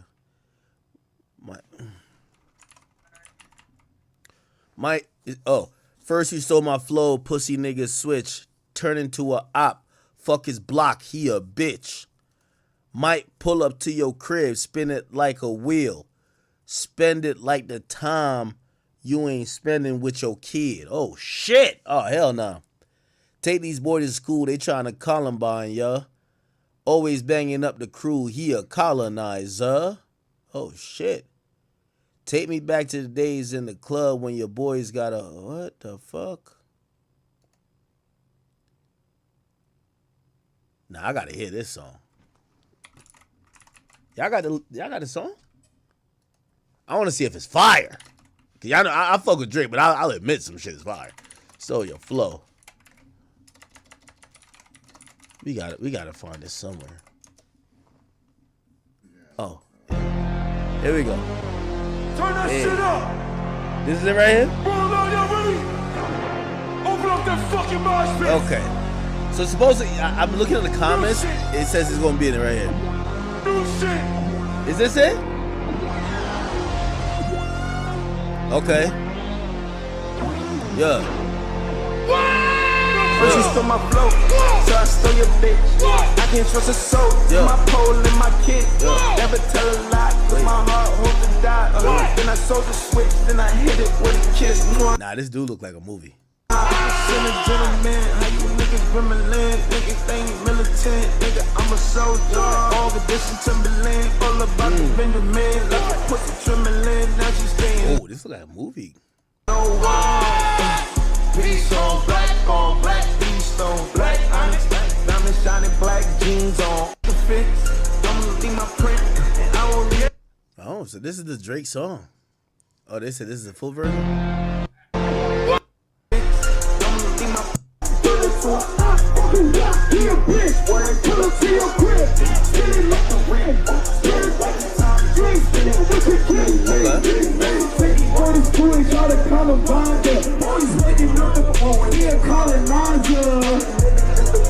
Oh, he used the colonizer thing that Kendrick said. Okay.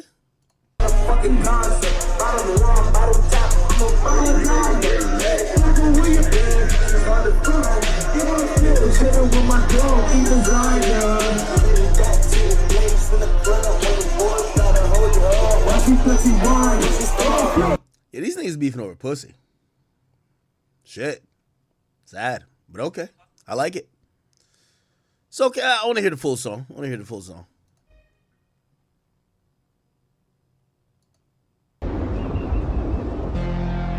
Listen Timberland, all about the Benjamin, like a pussy trembling, now she die. I ain't gonna lie, when it comes to style, like Rocky got it, bro. Like, this bullshit he got on is utterly ridiculous. But it's Rocky. He make it look fly, huh? I knew Rocky was like that fashion nigga once he rocked that skirt, and niggas was like, that's trim. That's drip. Remember when he rocked that skirt?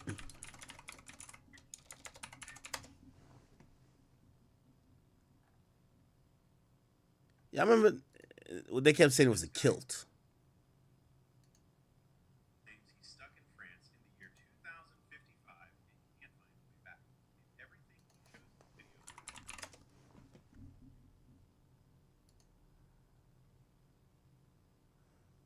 Yeah, Rocky, that guy, man. Kind of goes to show. All right, chat.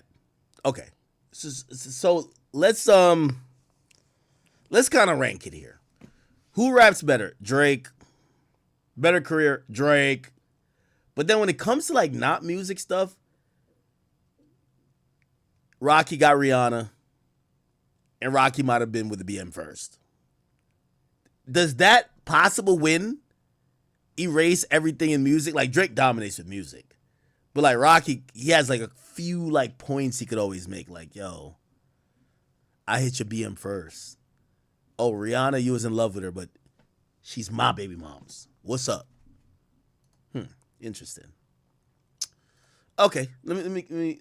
Yeah. Yo, you. All right, I'll go to Kirk or one of these other pages and see if we have any other digestible portions of that interview that we can react to, and then we'll get on to J. Cole.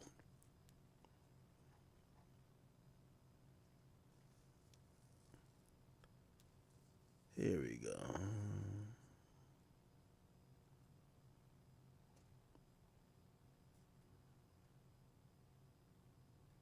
Industry, you look at it's like so many.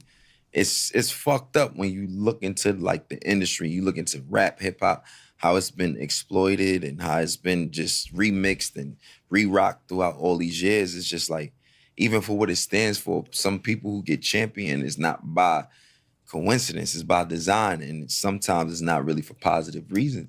And so, you know, I'm not holier than thou, but I'm just saying that like when it comes to my music integrity, they don't even got a second guess.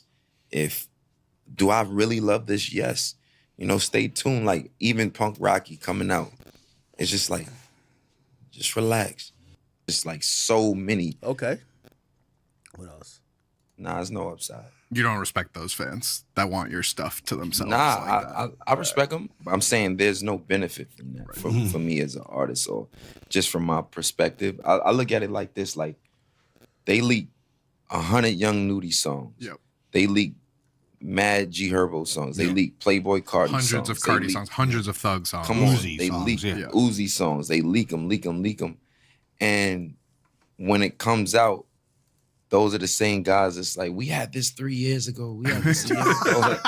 So how much new stuff is on Don't Be Dumb? Does that mean it's all recent? 85% of it is new. Like how new? Like the last year? Like last year. Mm-hmm. Last year. Since like late 2024, early 2025, you know? Because then obviously you start joking around, you do the merch, album never dropping. It becomes 'Cause I had part to of troll the them narrative. back. Right. You know, they was trolling too much. That was they kept leaking shit. Then they leaked a fake album last month that is just crazy. Was it your music or it was like AI? It's or my something? music. Yeah. I was pissed. Oh, it was. I didn't. I need to spend You more weren't time. on the message board. Sorry. Like 40 songs. Jeez. None from this project though. 2 of them. 2 of them, but you kept them on there. But it was early versions. Okay. Early renditions. Am I right to hear side A of this album as sort of vintage ASAP and side B as the more experimental half? Oh, it's a double disc. Oh. Was that deliberate? You know, I would say more so in a sense like I didn't want to. Okay. So listen to the Drake thing. All right, cool. I think we're good. Think we are good. All right. By the way, YoungBoy is supposed to be dropping the album at midnight. Shout to YB. I forgot to bring that up. YB is working, bruh. Like, I'm like, hold on. I'm thinking that's like a fan page dropping videos. Nigga, that's his actual page. Okay, cool.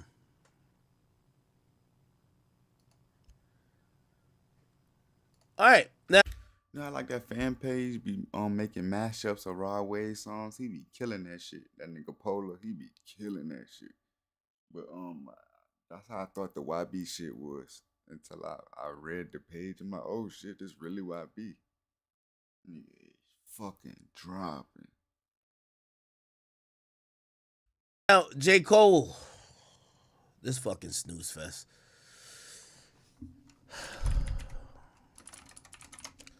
So J. Cole dropped a new track after announcing the release date for The Fall Off as the 6th, okay? And on his, while speaking on his new album, he says, fuck this shit, I'm done being humble.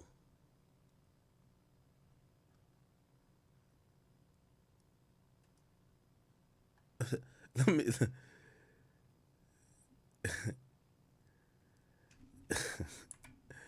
Okay, he said, for the past 10 years, his album been handcrafted with one intention, a personal challenge for myself to create my best work.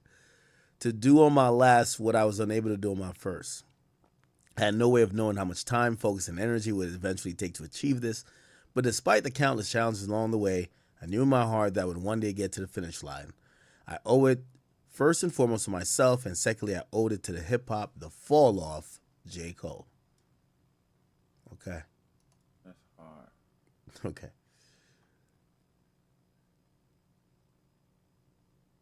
That's hard.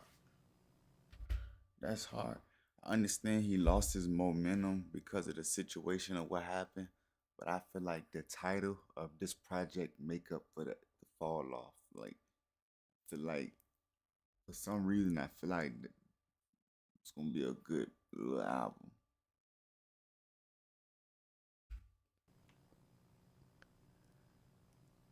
Let me go look at the lyrics. Let me go look at the lyrics. It's called Diss 2, J. Cole. Let's listen to these lyrics, or actually read it because we can't play it. We played it during the intro. I persevered through the worst. My thirst is to adhere is a curse. My life I see it in reverse. I first appeared in a hearse. The driver steered to the church. My grandkids carried the coffin to the altar as they burst into tears from their shirts. The tears rise to the sides of their faces and into their eyes. It's piercing with hurt. Fast forward 60 years. I got verse of the year. Is he talking about first person shooter?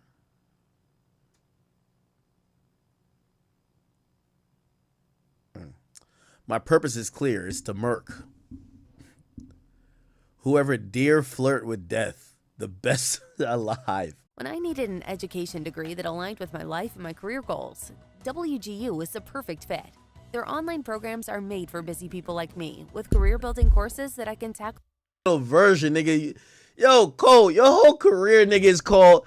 Yo, it's still not too late to delete this shit, too. Take this one down, too, bro. You got to change a couple lines talking about the best alive, and what you hear now is work. What the fuck are you talking about? Yo, Cole, bro, like, we fuck with you and everything, but, like, you a vegan rapper, bro. Just be over there and nigga rap about asparagus. Like, we want to hear the bars about asparagus. Let's see what you can rhyme with that. Carrots, broccoli. You know what I mean? Like, we want to see, like, bro, best alive at what, nigga? Riding a bicycle? Like, what are you talking about? Yo, this is a contact sport. This is hip-hop, nigga. Yo, what's up with this nigga, man? Yo, Cole, man. Maybe your daddy a killer, man, but you just like Bronny James, man. That's how we looking at you. It's over, man. We don't want to hear none of that, dog.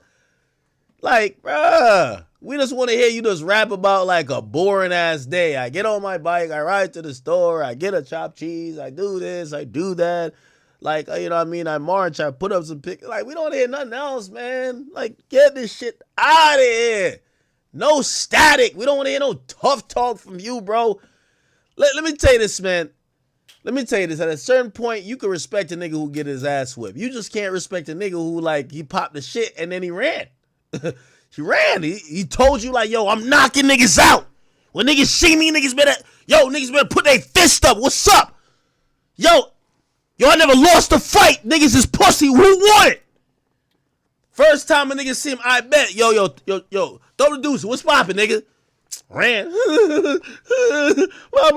my grandmama gave me that chain. I want to fight today. Man, get your... Yo, you not involved in these conversations no more, man. You little... Told you. Can't take that nigga serious. Ain't nobody gonna take J. Cole serious. I promise you. That shit over with. Like he didn't run from a fight. Like, I could see if you ran from gunshots or a fight. This nigga ran from a friendly rap battle. Like, niggas not taking you serious, gang. Like, no matter how hard you rap. Nigga ain't trying to hear that shit, bro. You're done. Tackle, bro. No, this is tackle, but like, yo, bro. Like, yo, come on, what we doing? Why J. Cole rapping like this, man? J. Cole, we not taking this from you. Like, nothing's gonna work. Like he can diss Kendrick right now and Drake and the whole rap gang. It ain't gonna work. Yo, these days fans got like, we got the control. We not listening to this from you, J. Cole. No. Delete this one. Engineer, change his verse. Mute it. We're not listening to J. Cole talking about whoever dare flirt with death. Nigga, they did. You acting like you ain't hear it. You copped it before the nigga responded, bro. You copped it. Who you think about it? Yo, who you think about it go, like, even respond? Yo, you gotta be a goofy ass rapper to even rap with J. Cole now, bro. J. Cole the type of nigga like, yo, you know what J. Cole is on? He trying to be like Casanat with the little kids, bro. Like with the Little League basketball. This is what he trying to be. He trying to be some shit like this. This is what he trying to be. He trying to be like, yo, a bunch of little kids, and he a grown-ass man out there. Because when niggas was his size, was ready to squabble, he ain't want no smoke. Nigga ain't want no smoke, bro. This shit's... Look, that's J. Cole. J. Cole don't want no competition. J. Cole, I fuck with you, but I can't respect you as a rapper who going for the throne. You don't want no competition. J. Cole, you've been a number 3 nigga for like how long? Like, you at number 30 now. Like, I'm gonna keep it a bit. Yo, you know what you should have did? On some real nigga shit. Nigga, you should have, the diss song you dropped, keeping it hip-hop, you should have violated Kendrick and Drake. Fuck them both. Fuck them niggas. You not like that, bro. I don't want to hear it, man. You Bronny James, bro. You Bronny James, gang. You Bronny James, man. I don't want to hear that shit, bro. Sad shit. Somebody says this song was good. It don't matter if it was good. He deleted it. He deleted the shit. He deleted it. Bro, he deleted it. Bro, he deleted the diss song. My nigga, he control alt delete out of a beef. Bro, like, yo, let me tell yo, I would have respected J. Cole to be like, yo, listen, I don't know what y'all got, politics y'all got going on, but I'm going to just give, like, just be on some extra warning shot shit. I'll fuck both y'all up at once, nigga. At least act like you tough. Like, at least act like you're about it. Bro, the nigga deleted his song, bro. That's the weakest shit I've ever seen in hip-hop. Nigga, that's like 20 times worse than like a gangster rapper getting his chain snatched. It's like, bro, they just took your manhood, your pride. Yo, a line like this sounds crazy. Whoever dare flirt with death? What death is he talking about? Bro, we remember you on stage, bro. Yo, nigga, you at your own concerts just rap really good? Man, he's like the modern day rap gangster. They tough with academics, not with 50 Cent. He got all the bars like he gonna smoke niggas. He says, yo, what he said on first person shooter. He said like he don't do subliminal if he gonna aim it at you, like he said you gonna know. Like you go capping, man, just lying. Nigga just lying, bruh. Just lying. Niggas so thirsty to put me in beef, dissecting my words, start looking too deep. I look at my tweets and start sucking my teeth. I let it rock because I love the mistakes. I want to get a song with YB. Can't trust everything you saw on IG. Just know if I diss you, I'll make sure that it hits you like I'm on your caller ID. I'm naming the album The Fall Off because it's pretty ironic because ain't no fall off from me. Love when they argue the hardest MC. Is it K-Dot? Is it Aubrey or me? We should have knew he wasn't like that from that. Yo, chat, when they ask me, yo, now when they ask me, they say, who the top media nigga? Big Act, and bigger act, nigga. The fuck is you talking about? There's Charlemagne and Joe, nigga. Fuck all that. We ain't got no time for no kumbaya too much. Them niggas cool, but it's Big Act. Fuck you talking about? This nigga he's sucking off Kendrick and shit like, he ain't like that, man. He ain't like that. This nigga's just not like that, bro. Yo, if you took, let me tell you this. You said this nigga's just not like that, bro. If you took his rap skills and put it, like, who's a feisty nigga, pause. Like, a nigga who, like, not for nothing, you like, that nigga got heart. But maybe he just can't rap that good. You got to take his skills and put it in somebody with heart. That's like, you know, like they're resilient. Like they might slip, but they're not going to fall. They might take an L, but they coming back and they going crazy. They spinning the block 18 times. Who? We not playing no song. He deleted the song. I'm never playing that song. He deleted it. The nigga deleted it. Bro, the man deleted his music, bro. How do you delete? Bro, the fact that you announced you deleted your music is so disgusting. Bro, at least just make up a lie. Yo, I don't know. I think we ain't clear the sample. Like, make up a lie. Yeah, I think in the morning I'm gonna delete the song. It just doesn't sit well with my what? Yeah, like Black Youngster or some shit like that. Yo, if Black Youngster could rap like, yeah, bro, yo, the nigga is just too nice. He's just not like that, bro. Bro, I haven't been able to sit through a J. Cole song since this, bro. And I don't know if I ever will, bro. I'm gonna keep it a bean. Ever since this, I turned this TV off. I'm good. There's nothing. As soon as he started talking, popping shit, cut this off, man. Cut this off. Yo, cut this off, bro. Yo, cut this off, man. To where I wanted to go. And so that fear had me moving in a... Yo, how you talking about rap beefs? How you rapping about whoever dare flirt with death and you talking about you got fear? So, bro, don't tell us it's part of the story. What are you doing? Unusual way, right? It had me moving in a way that I damn near was thinking about and listening to people's expectations of me and then responding off of that, right? And Yo, hold on. What the fuck? Yo, J. Cole, I don't even know how people bought this crock of bullshit. Yo, Cole, we didn't put no nigga, Yo, Cole, even your own fans never put you at number one. We always just thought you was the number 3, nigga. You were the one in the last 2-3 years that started bucking like, yo, hold on now. Nah, nigga, I'm really number 1. I'm just not claiming it. But I will. You the one told us. We the big 3 like we started a league, but right now I'm feeling like I'm Muhammad Ali. I never heard Muhammad Ali be like, yeah, I ain't gonna lie, that Joe Frazier nigga, he gonna knock me the fuck out. That other nigga, he's really the GOAT, not me. That's not Muhammad Ali.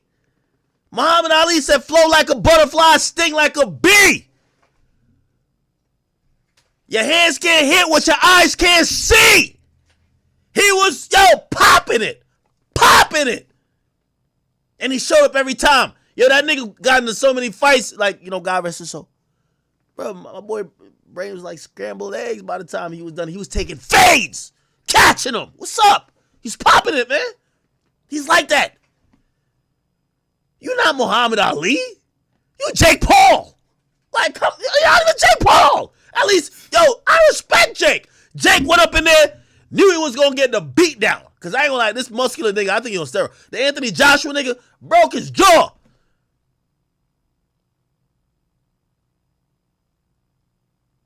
I can't even say this nigga Jake Paul, man. This nigga like some other shit, bro. This nigga is some other shit, bro. You just not like that. You lied to me. You told me you were Muhammad Ali. And you're not. Look. Love when they argue the hardest MC. Is it K-Dot? Is it Aubrey or me? We the big 3 like we started a league. But right now, I'm feeling like a Muhammad Ali. Yeah. He said he doubled down on it. Muhammad Ali. The one that they call when they shit ain't connected no more. Feel like I got a job in IT. Rhyming with me is the biggest mistake. Oh my God. He was going so crazy. Yo, I ain't gonna lie to you. I think J. Cole, like, again, I've never been the biggest J. Cole fan. Like, you know what I mean? I respect him. But like J. Cole never been my favorite rapper. So like when I look at this, I only like laugh at his fans. I'm like, this y'all mans? But I'll be honest with you. I really thought he should have quit music at that point. He should be a ghostwriter. Like Partisan Fontaine. He could write for a nigga with some heart. Like his pen is potent. He just don't got the heart, don't got the delivery for it. Like, I ain't gonna cap with you. Well, lucky my boy Aubrey don't use no writers for no lyrical shit. But it's a nigga that you should put in a sweatshop, man. Put this thing in a sweatshop. Just pen the bars. We don't want to hear what you think, nigga. Just give me the bars, nigga. Shut up, nigga. Just give me a notepad, nigga. Get out of here, nigga. Like, we don't want to hear about your emotional. I cried tears writing these. Shut up, nigga. Just give me the bars. Just give me the book, nigga. I'm just rapping this shit. What the fuck is you talking about? You were crying over this shit. It's so hard for me to shut up, man. What the fuck you talking about? Like, I was so scared when I was writing. Shut up. Just give me the bars, nigga. What the fuck is you talking about, nigga? Yo, get this nigga get this nigga a therapy session, man. All right, let me go rap. Oh, these bars fire though. Okay, good. All right, these are good for me. Yeah, I know how to pop it with this shit. Women formerly at Chowchilla, Wholesome, or CIW may seek financial compensation for past treatment. The filing deadline is December 31st, 2026. Hey, get him out of here, man. Get this nigga out of here. I wish J. Cole had retired when he said this bullshit. Ain't this supposed to be his last album? Nigga, just retirement. Yo, do some Barry Sanders. Just walk off the field, nigga. Like, do some AB shit. Leave, nigga. Leave. Like, we don't want to hear this shit no more. I don't want to hear it. Nigga came here copping pleas for 6 minutes, bro. Around the time I made this song, I had just more of a spiritual alignment. I got more in tune with God, like for the first time in my life and the most clearest time in my life. The potential of the nigga getting into a rap beef, the nigga found God, man. This nigga, nigga, you don't want beef, you vegan, bro.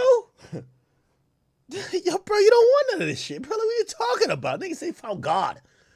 Yo, a nigga supposedly dissed him and he found God. Like, come on. I got in tune, and it was not a switch. It's not just a switch that I clicked, but it did take work. And a song like this is the result of that work. Only because I was so clear when I was making this song and making this album was I able to do this. Now, why am I saying all of that? Because all of the goofy type shit that I look back on that I was doing before that, luckily, I look at the last 10 years of my life and I go, damn, like, my life been peaceful, my life been blessed, I've been happy, I've been moving on my own accord, off my own desires, my own wants. Now, why am I saying all of that? All of that shit led me up into this point. 10 years later, after this song, I'm here I am. I've been just chasing my shit, you know what I mean? Like following my dream and just trying to like head to the fall off in a way that I wanted to do it. And so I put out this project on Friday called Might Delete Later. I don't know how many people done checked it out or whatever, but I put this project out. And I swear to God, I'm so proud of that project because I know one, it's just a lead up. It's just an EP that leads me up to this thing that I've been working on for a long time. And I know the work it took to get to a certain type of skill level. And I love this shit. So that shit mean a lot to me, right? So I'm so proud of that project.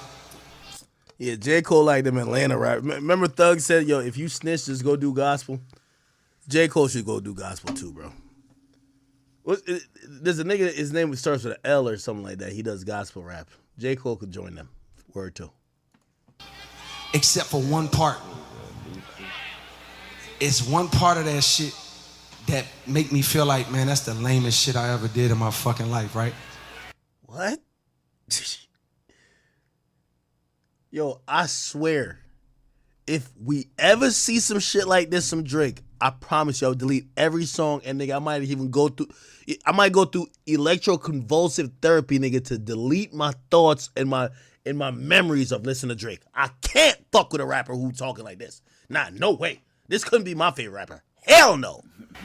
And I know this is not what a lot of people want to hear. I know I can hear my niggas up there right now like, nah, don't do that. But I got to keep it 100 with y'all, right? Yo, those ain't your niggas. Your niggas would have cut, nigga would have cut the power to the whole stadium like it was Venezuela, nigga, during the raid. Fuck that. Hell nah, nigga. Nigga would have cut your mic off, cell service like it was Verizon yesterday, nigga. It's over. Nothing. Nah, nigga. Hell nah, nigga. Right? I damn near had a relapse, right? Nigga talking about relapse like he's a crackhead, bro. Like, this shit is crazy. Like, yo, what are we talking about? Because y'all heard some shit that happened 2-3 weeks ago, however long it was. Y'all heard that bazooka that was dropped on the motherfucking game, right? This nigga started Dick Ron Kendrick. Y'all heard that bazooka, right? What you mean? So all of this time of me moving on my own accord, for the first time I was tested. Why am I tested?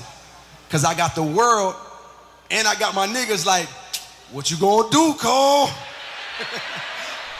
My niggas like, boy, I must have had 1,000 missed calls. Oh my fucking God. Text flooded, I couldn't even answer my shit. Nigga, it's wartime, boom, boom, boom, right? It's like even his own niggas knew he wasn't like that. They were trying to pump him up. Nah, what's up, man? Come on. Go out there, kill it. He not like that. He's not like that. Niggas want to see blood. And I was conflicted because, one, I know my heart, you know what I mean? And like, I know how I feel about my peers, these two niggas that I just been blessed to even stand beside in this game, let alone chase their greatness, right? So I felt conflicted because I'm like, bro, I know I don't really feel no way, but the world want to see blood. I don't know if y'all can feel that, but the world want to see blood. So I say all of that to say, in my spirit of trying to like get this music out, I ain't gonna lie to y'all, I moved in a way that I feel spiritually feel bad on me. Like I try to like jab my nigga back and I try to keep it friendly, but at the end of the day, when I listen to it and when it comes out and I see the talk, that shit don't sit right with my spirit. That shit make me feel, that shit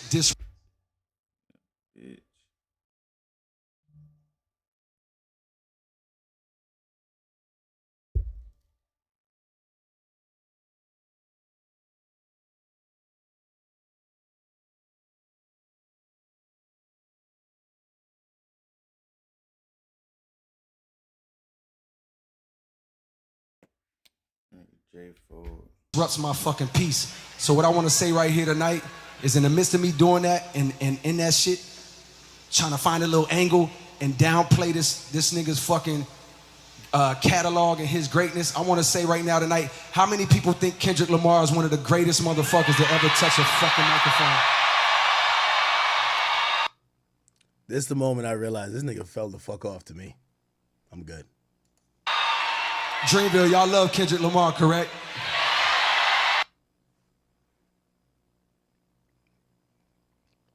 Yo, chat. When it's beef, and if y'all ever see me go out this soft, just be like, yo, man, this nigga act just been talking shit for mad long for no reason, man. What the fuck? It's wartime. Your troops, yo, they're ready for their leader to give them one of the. Like, I ain't gonna lie, I hate to bring up Trump, but yo, you know who the best? I ain't gonna cap with you, chat. I ain't bringing this to politics. I ain't gonna talk about Trump right now. I'm gonna talk about different politics. You know who the best president to me was when it came to war? Word 2. Name the best president when it came to war, chat. Because nobody was fucking with this nigga until it was wartime, nigga. Who the best president when it came to war? Because the troops is ready. The people are ready. You want to hear it. You want to hear something. Yeah. Yeah. Y'all posted it. It was motherfucking George W. Bush, nigga. When that nigga walked out, yo, George W. Bush couldn't read no word with more than 6 letters. He was kind of stupid, retarded. Thinking from Texas, all you know about guns. All his policies stupid. He's stupid. Nobody fuck with that bitch ass nigga. But when niggas attacked America, I remember that nigga made a beeline for the podium. And when he said, we gonna kill them all. Oh my God. It's lit. Let's go. I don't care if you voted for him. Let's go. That's what my leader's supposed to be saying. Not J. Cole. J. Cole apologized to the ops. What the fuck? Did he just apologize to our ops? Don't we love our ops? Make some noise for North Korea. What the fuck is this goofy talking? Make some noise for Russia. Do y'all remember what? Man. Yo. This. Yo. When this nigga out. Was it here? Man, I remember when this thing, he went crazy.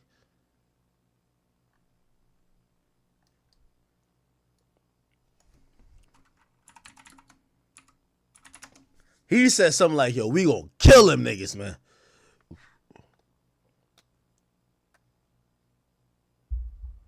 Even when he was announcing the bombings, he was like, yo, we kill them son of a bitches, bro.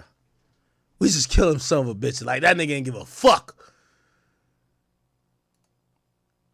Was it this? I don't remember what it was. On September, currently its largest. Nah, man, I want to find the real shit. These acts of mass murder were intended to frighten our nation into chaos and retreat. But they have failed. Our country is strong. A great people has been moved to defend a great nation. Yeah. Oh, yeah. Terrorist attacks can shake the foundations of... Tell them what we finna do to them. America was targeted for attack because we're the evil, the very worst of human nature. And we responded. I don't know if you ever... Like, I was small when this nigga was doing all this shit. Actually, when I just came to America. People used to say this nigga can't read. Bro, this nigga read this shit perfectly, nigga. You could tell he memorized this shit. With the best of America. With the daring of our rescue workers. With the caring for strangers and neighbors who came to give blood and help in any way they could. Immediately following the first attack, I implemented our government's emergency response plans. Our military is powerful, and it's prepared. And the and law enforcement and those who harbor them. Oh yeah, you're right here. I appreciate so very much these to find those responsible and to bring them to justice. We will make no distinction between the terrorists who committed these acts and those who harbor them.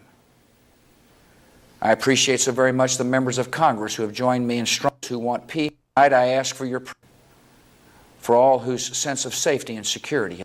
Yeah, I ain't gonna lie. He was on timing. He was on timing. George Bush announced bombings. Nigga, we drop bombs immediately. Facts, right here. On my orders, the United States military has begun strikes against al-Qaeda terrorist training camps and military installations of the Taliban regime in Afghanistan. These carefully targeted actions are designed to disrupt the use of Afghanistan as a terrorist base of operations and to attack the military capability. Nah, there's one where he said, man, we gonna kill them all, man. Fuck that. We kill them all. Fuck it. That's what we want to hear. J. Cole is like Biden. Get him out of here. J. Cole is like the rap Biden. Like, yo, you can like, yo, bro.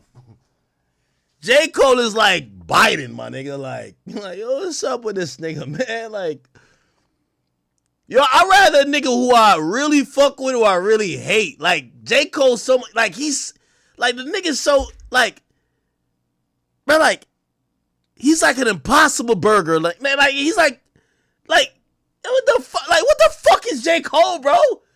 Like, he's just like a nigga like you. Save $28 or more when you join Planet Fitness for $1 down, $15 a month. Bruv! How you been existing for 2 decades in this shit? And come, like, what's up, bro? Yo, J. Cole is just not like that, bro. Like, I just wish he would hang up his rap career and go right for a real nigga who could really stand to his conviction. He got bars. And I don't be like changing my opinion. Like 2 years ago, I thought he was rapping the best of anybody. Even better than Drake. But I can't respect him. He don't got no heart. He's like the lion on fucking Wizard of Oz. So we gotta take his talent and send him, let him be a ghostwriter for some niggas. That's what we need. Be a ghostwriter. Let me just listen to the rest of this and move on, bro. As do I. So I just want to come up here and be like, publicly be like, bruh, that was the lamest, like, goofiest shit. And I say all that to say, it made me feel like 10 years ago when I was moving incorrectly. And I pray that God align me back up on my purpose and on my path. You know what I mean? I pray that my nigga really didn't feel no way. And if he did, my nigga, I got my chin out. Take your best shot. I'm gonna take that shit on the chin, boy, dude. The nigga don't even know if Kendrick was mad. He says, if me trying to diss you made you feel any type of way, just punch me in my face. I'm gonna just sit here and take it. What? Bruh, this nigga could never be my favorite rapper. Well, I got my chin out. I'll take your best shot. What? This is. You should have played that. Hit me with your best shot. Flying away. Disgusting. This is one of the most disgusting moments in rap history. Disgusting.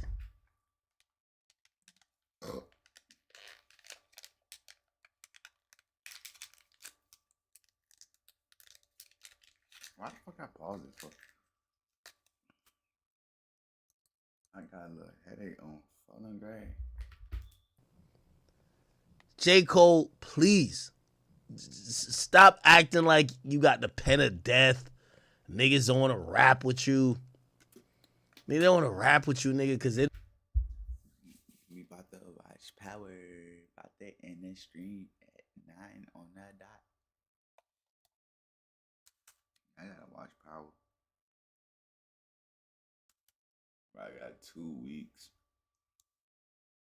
to wait for the dinners, nigga. I gotta go 2 weeks, so I gotta eat like soup, soft food, soups, and just try to stay away from candy, brush my teeth real good every day for 2 weeks. You gotta do so much cleaning, oh my God.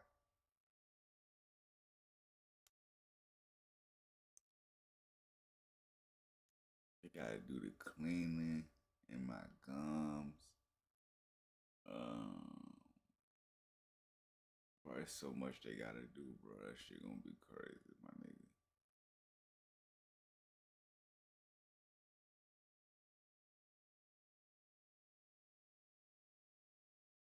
They gonna numb a nigga shit up.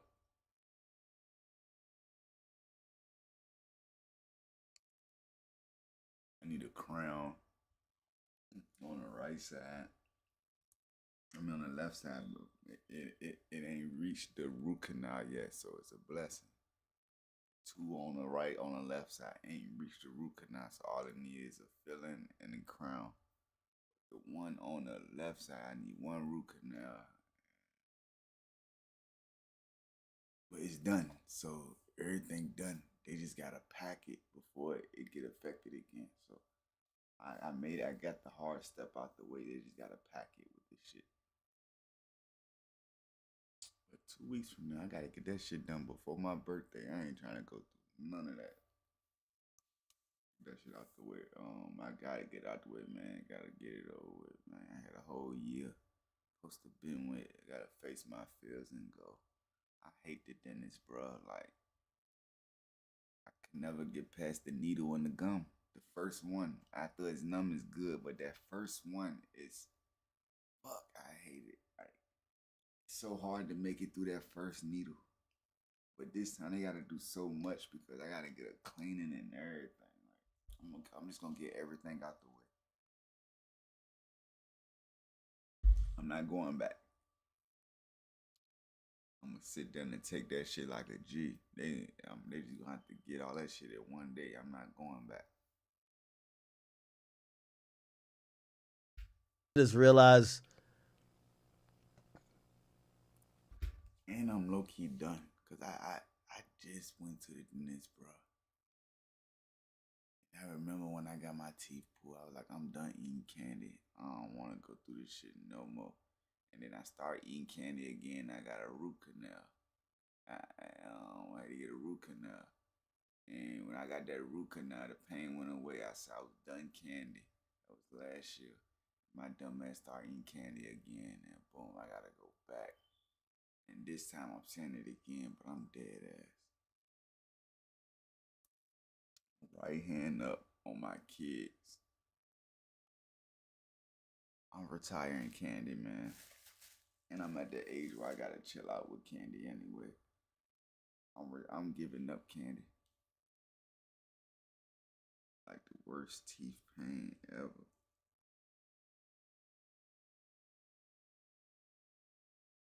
And I'm glad I'm getting it out the way now because I ain't got no teeth pain right now. So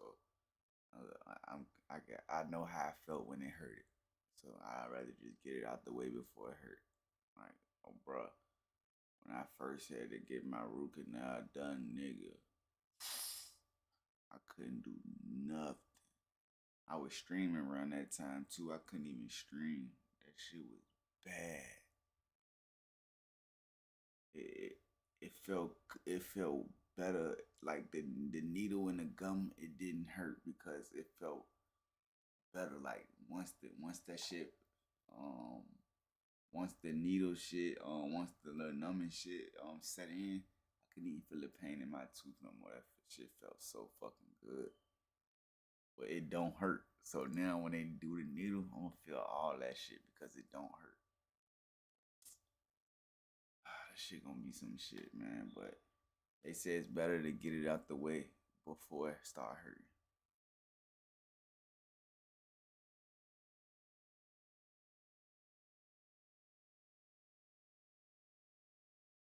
Got this shit though. $500. I gotta get rid of this. I gotta get rid of this goddamn headache, bitch. We lost against the fucking Pacers, man. It's just some fucking bullshit. Man, we lost against the fucking Pistons. We needed that game. Bro, my birthday week. Nigga, we got so much games lined up. Nigga, look at the games we going to. This is what I got so far. Niggas supposed to get in town like on the 17th or the 18th. On that day, we're gonna hit the smoke lounge. We're gonna go to we're gonna get some smoke. And then we're gonna hit the smoke lounge. We're gonna chill and chill in that bitch and smoke. Niggas gonna be burnt out after them flights. Then on the 19th, we're gonna get up like at 5 in the morning. We're gonna drive to San Francisco. That shit like from LA, that shit like me and my brother-in-law, we did it on the Greyhound. That shit was like, shit was far. I'm on the Greyhound though, because it was a couple stops, but like a 6-hour drive, 5-hour drive. I say 4 if we push that shit. We're gonna wake up like at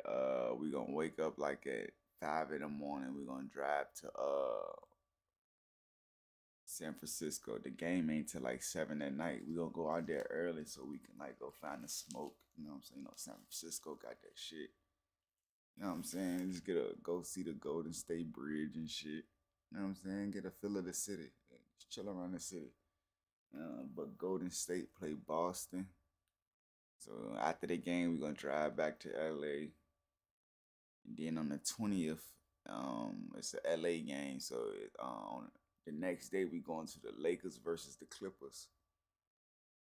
That game like at 3 in the evening. Boom. And at the next day on the 21st, we're gonna hit San Diego.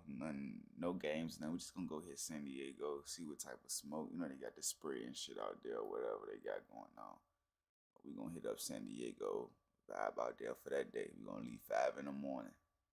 We just gonna chill out San Diego, like an hour and 30-minute drive. It ain't that far. We're gonna chill out there for the whole day. Probably head back to LA maybe like at 8 at night. On the 22nd, that's my B-Day. It's Boston versus the Lakers. That's gonna be the game right there. And that game, that's a good day. That's Pat Riley statue day. I forgot who day that is, but it's a special day for one of the Lakers coaches or players or one of that shit. So that's like a key game. That game. Well, that game at night, but that's the B-Day, so we gonna wake up, have a little brunch, it depends on what type of Airbnb we get when it comes to the brunch. If we get a nice joint, they're gonna get a little cook to cook some shit, but if not that, we gonna go out to eat breakfast and shit. Smoking shit, go shopping every year on my birthday. I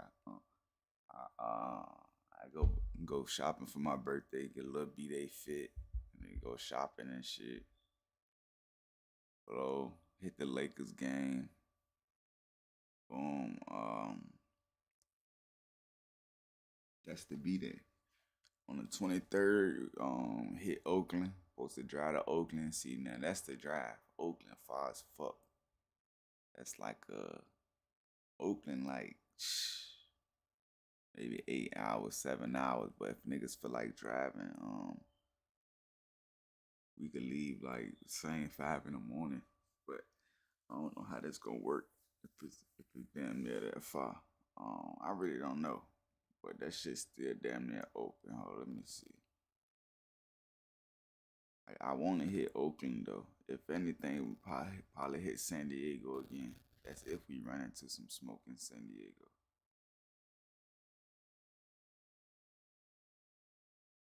Let me see real quick. Hold on.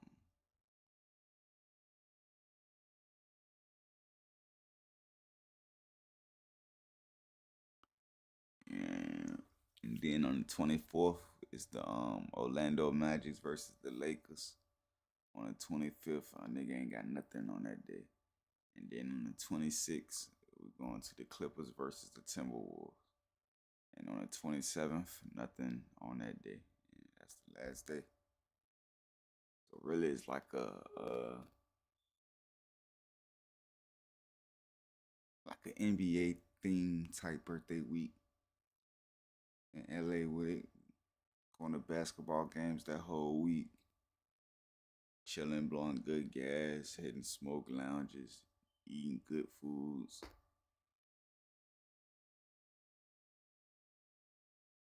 Chilling. I wanted. There's a couple of restaurants I've been looking at on YouTube, like them YouTube videos.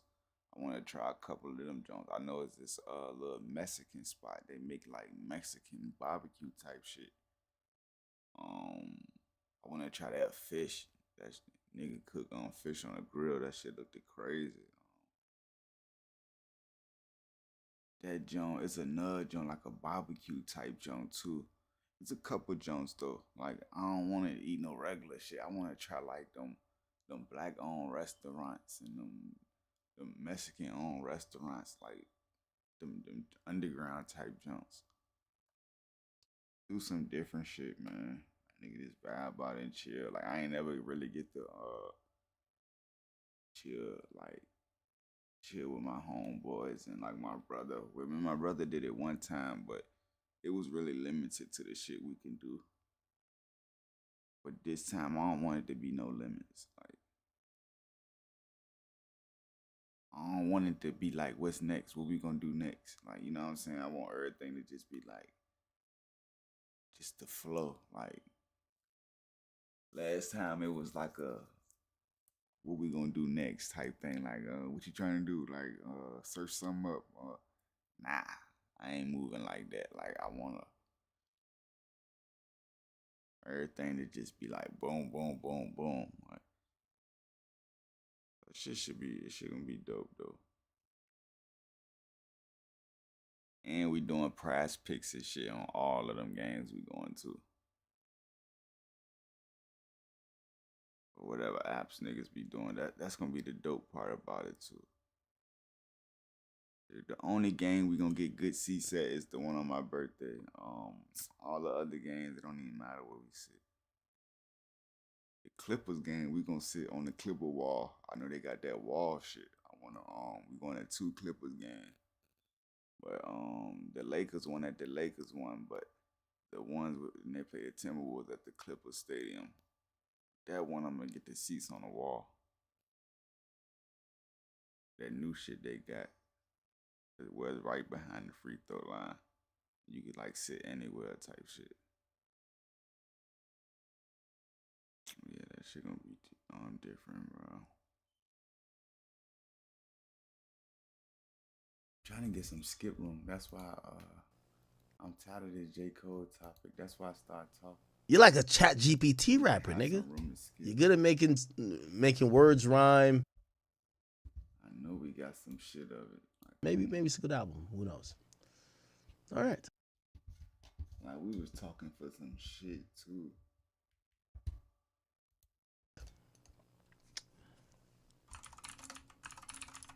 I know he don't. All right. Did y'all see Finesse 2 Times? Okay, there we go. So let me give you the. Finesse 2 Times, the perfect example. Like, if Finesse 2 Times had J. Cole rapping skills, oh my fucking God, he'll go up. Same shit he doing right now, same vibe, same everything. But if he had J. Cole rapping skills, oh my fucking God. I can't believe the last episode of Force about to come on. Like, Force the Legacy is over, nigga. Like, I know I'm a late power nigga, but I'm one of them late ones. But I done watched it so much, I know what's going on. Like, I remember it all makes sense now. Cause I remember when I first started watching Power, my nigga G used to always tell me like it's connected. Like Raising Kanan is connected to Power. Power connected to Ghost. Like all of them play a role in each other.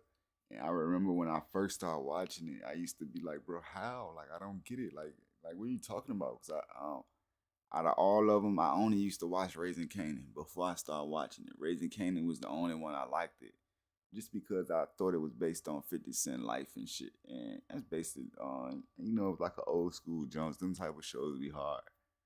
So I never wanted to give the other ones a chance, but when I first started looking at the other ones, I didn't understand how I connected it. Like, it didn't make sense. But man, as you keep watching it and really pay attention, like all that shit is fucking connected. Like all the plugs, like the main plugs in Chicago, they all connected to the plugs they had in New York, and all this shit is crazy. Like, that shit dope. It's so many of them, and it don't come off as no Fast and the Furious shit. Like, you know, Fast and the Furious, when it first started off, it was hard, like straight street racing. They stealing cars, tuning them up.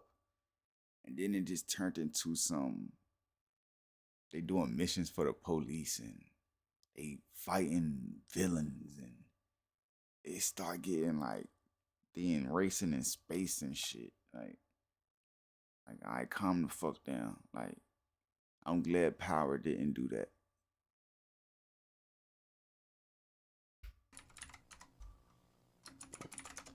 Let me give you the drop on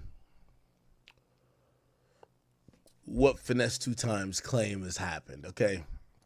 So, and it made it possible for like endless. Like, it's endless, bitch. You can go on with that series forever. It's endless possibilities for that show. That's the crazy part, cause people still want to see when Monet was younger. You can do a jump back in the day for them. You could do a jump back in the day for Raquel and them. You could do a jump back in the day for Diamond and them. How they came up. Like, it's so much you can do. You could do a jump back in the day for Pops and Snaps and them. Like, there's so many spin-offs they can do. Remember Tommy Poster went to LA? They ain't even go to LA yet. Effie and them went to school in Atlanta. They never show her going to school in Atlanta, but they ain't even do the Atlanta thing yet. Like, it's just so much shit they can do with that shit. That's 2 Times. Memphis rapper. Wait, is he from Memphis? I think he is, right? He is from Memphis, right? Yeah, he's from Memphis. Yeah, February. So he got arrested, and it started making rounds on social media. We all know he's been going crazy on Instagram Live, and you know he's very entertaining. He got arrested with his girl, and his girl name is Suge, okay? And apparently they got arrested in Texas for having marijuana. I didn't even know that was an arrestable offense, but yeah, they got arrested for that. And a controlled substance inside a correctional facility, okay? Now, he bonded out, and after he bonded out, a lot of people were saying, why the hell did you get out that quickly? So he got arrested for possession, prohibited substance, which means, you know, when they search you, you're supposed to kind of like also be honest and be like, if they didn't find extra drugs. So even if you boof it, you're not supposed to. Boof means niggas put it in their asshole or whatever. You're supposed to tell the cop, like, yo, I got drugs. Because if they find you at a more extensive search at the jail, they're going to give you another charge. Now, I'm not saying he put something in his ass, but like they're saying he had a prohibited substance once he got to the correctional facility. But he also got possession already. And possession of marijuana. He got booked, and this is his girl. There's a whole thing about her claiming that she's better than what's Shorty's name? Ari, G Herbo's baby mama. We won't even get into that, I think. But he got arrested, and she got arrested. They got out on bond, and according to Finesse 2 Times, he said, "Bro, I only got locked up because Moneybagg Yo snitched on me." So check this out. This is you know, people drop first day out song. This is the first day out Instagram Live.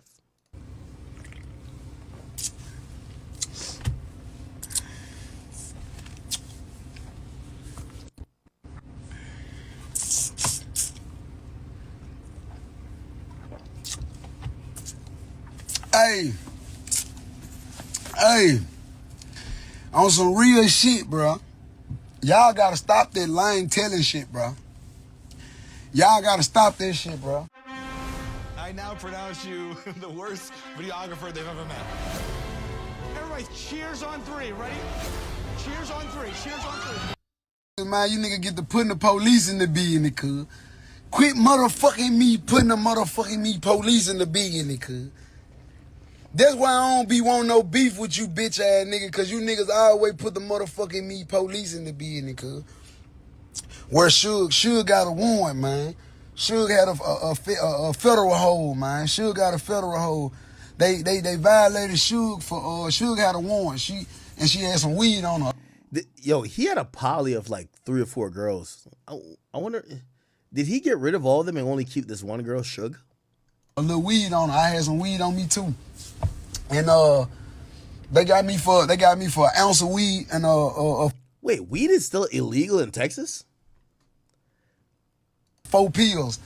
So that's what's going on, man. Quit letting these folks tell y'all all this old lame ass shit, man. I got caught with an ounce of weed and 4 pills. You bitches don't think I'm supposed to make bond? Man, you niggas don't like me, don't you, man? Hey, chat, I've been seeing y'all say in the comment section, y'all said, man, he looked like his breath stink. What about the video makes it look like his breath stink? Is it because he's speaking close to the phone? Or is it because these diamond things in his teeth? Man, you bitches don't. Nah, speaking of breath, I gotta tighten up. When I was in the dentist, my shit was rocking. Bro, I got so much build up, plaque, tartar, whatever they call that shit. And you won't even notice though. Like, man, that shit ain't cool, man. Yeah, and it's crazy. No matter how much you brush your teeth, that shit build up and harden up.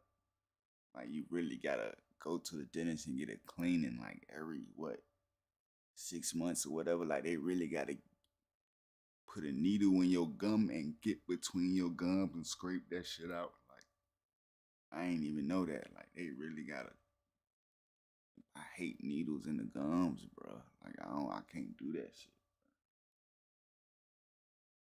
Nah, nigga gotta take that shit. Nigga gotta just take that shit on. It be the candy and shit too. I eat a lot of fucking candy. Like, I retire. I'm officially done the candy. Like, you see me eating candy, just know I'm a nigga. Like, nigga, don't give a fuck about nothing. But I hope I could end that shit. But I'm done with candy though, bro. I don't know how I'm gonna stop that shit, but I'm done. I be craving that shit and probably like gotta like transfer it into some strawberries or some fruit or something. Like, when I want something sweet, eat like fruit, like pineapples or like eat. I don't know, bitch. Like, I gotta stay away from candy though, like Gushers and shit. That bitch is a motherfucker's a motherfucker. They put a hole right through my teeth. Like,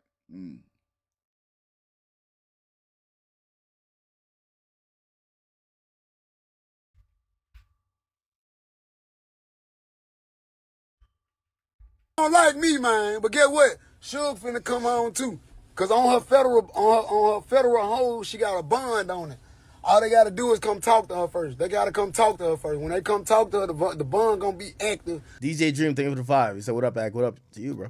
And then I'll be able to make the bond. I'm finna have to spend about 30 getting Suge out. But she coming home. I ain't studying this shit. We seeing your paperwork. Man, you ain't saying, nigga, fuck you in that paperwork, nigga. Suck my dick. Fuck you talking about some paperwork, nigga. Suck my motherfucking meat 10.5 inches, bitch. Fuck you. Hold on now. He said suck his 10.5 inches dick? Pause. Fuck you talking about some paperwork, nigga. A nigga seen the fake perk? Him going over there. So it was founded 103 years ago, right? It's been in debt for the majority. We're streaming right now. You're watching me and I'm talking and you're hearing me. Back in 1923, they would just have. Now, Warner Brothers, for people who are in the United States, you're going to easily identify it with this. WB, Warner Brothers, right? Now, I'm going to tell you why I'm actually even explaining this story to you, because if you don't know, one of the big 3 music labels is Warner Music. Yes, it is connected to Warner Brothers, or was connected to Warner but I want to give you a story to it that you could understand stuff. I always tell you guys, like, most of the times I'm talking about a lot of things that might be cultural. Big business controls everything. And if you don't understand the business, you won't understand what's going on the ground. I told you this about Atlantic. Yeah, you could say, like, partially, like, if I had to really had a good conversation with you right now about what's up with Kodak having to leave Atlantic affected Kodak. Kodak's a hard motherfucker to deal with. Atlantic, which is Warner owns, and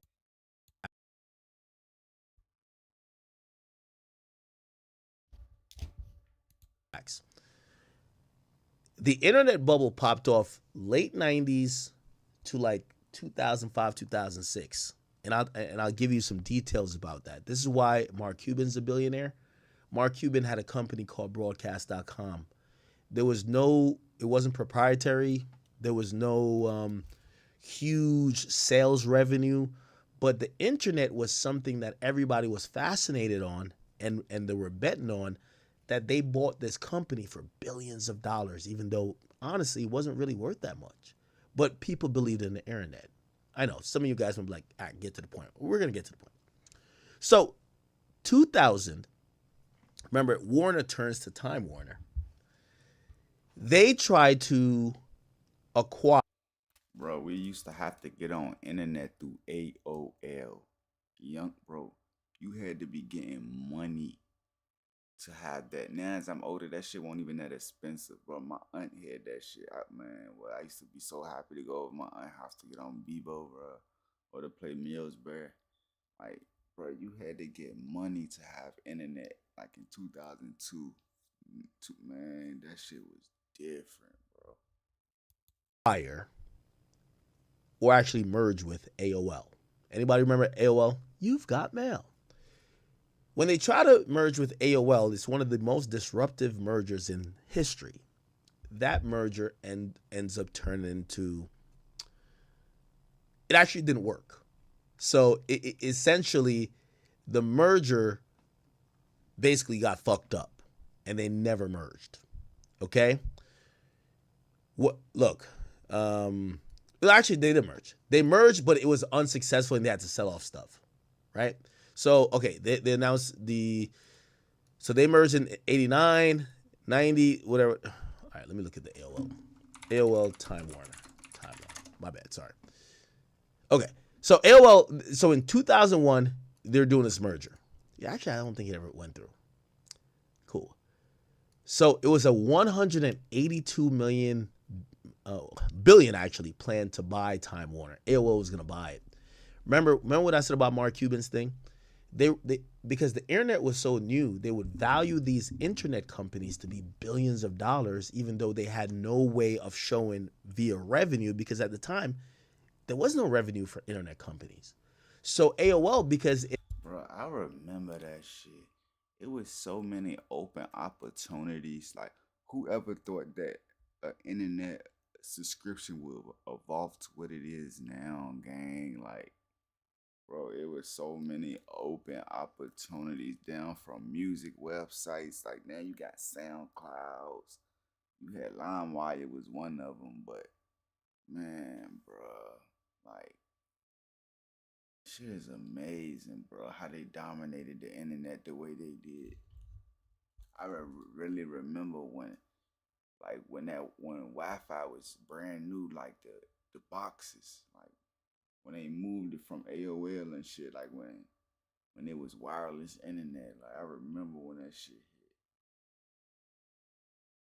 hit. It had subscribers and people wanted the internet. They gave it this massive valuation actually, saying it was worth like 200 billion. And they were gonna buy Time Warner. Okay. They supposedly closed it. A lot of it wasn't based on cash. It was based on like stock and all that type of stuff. It closes and it creates AOL Time Warner in 2001. Okay. In only 2 years, the company fucks up, and the merger falters, and there's a bunch of shit that happens. Okay. So Time Warner spins off of AOL. They leave AOL by itself. and Time Warner keeps, because at that point they had cable channels and they had like some media portfolio. Verizon later buys AOL, but fuck that. Okay, this is jumping too far ahead. Anyway, Warner kind of spins out of this really tragic deal with AOL, and they end up being in debt. As I said, this company's always been in debt. It's one of the biggest companies, but never really super profitable. So, in 2003, because they're in debt so much, Warner Brothers starts to sell off assets to try to pay down their debts. Remember, their main thing is movies. They also have TV stations at this point. And at this point, in the 90s, they had started, I believe, with Elektra Records. Then they bought Atlantic, and they bought another company. So they bought record labels and created Warner. They bought independent, and created Warner. They sell Warner. Warner Music gets sold 2004, I think. Okay. So Warner sells Warner Music Group in 2004. Okay? Now, I'm gonna try to make everything make sense too, because when we talk about Atlantic, that's what that is. So the movie company, who also owns a music studio and also owns some TV stations, they try to combine with AOL. Shit doesn't work. They're in debt.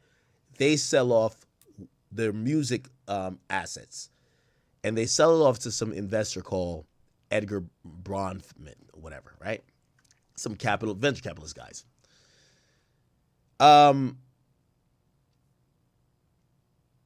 Cool.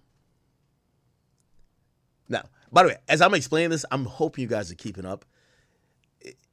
This would take me probably 3 hours to show you every. Come on, Act. You stopping and saying that gonna make us forget. Just keep going, bro. Everything. So you guys could just Google, pause the video, Google whatever if you want to know more. Okay. So now Warner Music Group is no longer part of Warner. Because I seen 6ix9ine say this recently. He was like, yo, because he was commenting on a Warner and Netflix thing. No, Warner sold Warner Music Group back in 2004. Okay? So that happened then. What ends up happening with Warner Brothers, they're having just a shit ton of debt. Just shit ton of debt. By the way, they sold the music company, which by the way is pretty cheap comparatively now, right? $1.3 billion. All right. Give me 1 second. At Raising Cane's, we focus on making the most craveable chicken finger meals, getting them right every time. I had a few notes. And I'm hoping you guys. They're losing money every year from 2000. And he keeps saying, I hope you guys keeping up in between, because he forgetting the concept. He don't even know the point. Billions. Well, not billions, but hundreds of millions. They're losing money. In 2011, they sell again. They get sold to, I think they're Russian. The Blavatnik family. Okay? And they bought the company. And the company was bought, and look, billionaire, they bought it for $3.3 billion, whatever. I think they bought it with a group. Now, when Warner gets bought for $3.3 billion in 2011, for the second time, right? So Warner sells it, some group buys it, and then Len Blavatnik buys it in 2011. He buys it at a time where he takes a loss for 2 years, then streaming pops up, which kind of saves the company. So streaming saved Warner Music. because Warner Music was kind of headed down the road of possibly getting acquired by Universal Music, because Universal's just always been the biggest. But streaming pops up and starts generating revenue. Okay? Now, that's the music side of stuff, right? And you know, I mean, we could delve into that a little bit more. These days, Warner announced an IPO, I believe, a couple years ago. Your favorite rapper is leaving is because they started making money from streaming and shit started to be good. And then they wanted to go, so the investors lending them, they wanted to dilute. Like they had so much money in, they wanted to kind of reap some of the profits. So they put it on the stock market that they could kind of liquidate some of their shit, but still have a lot of leverage. And they did an IPO, Warner Music IPO.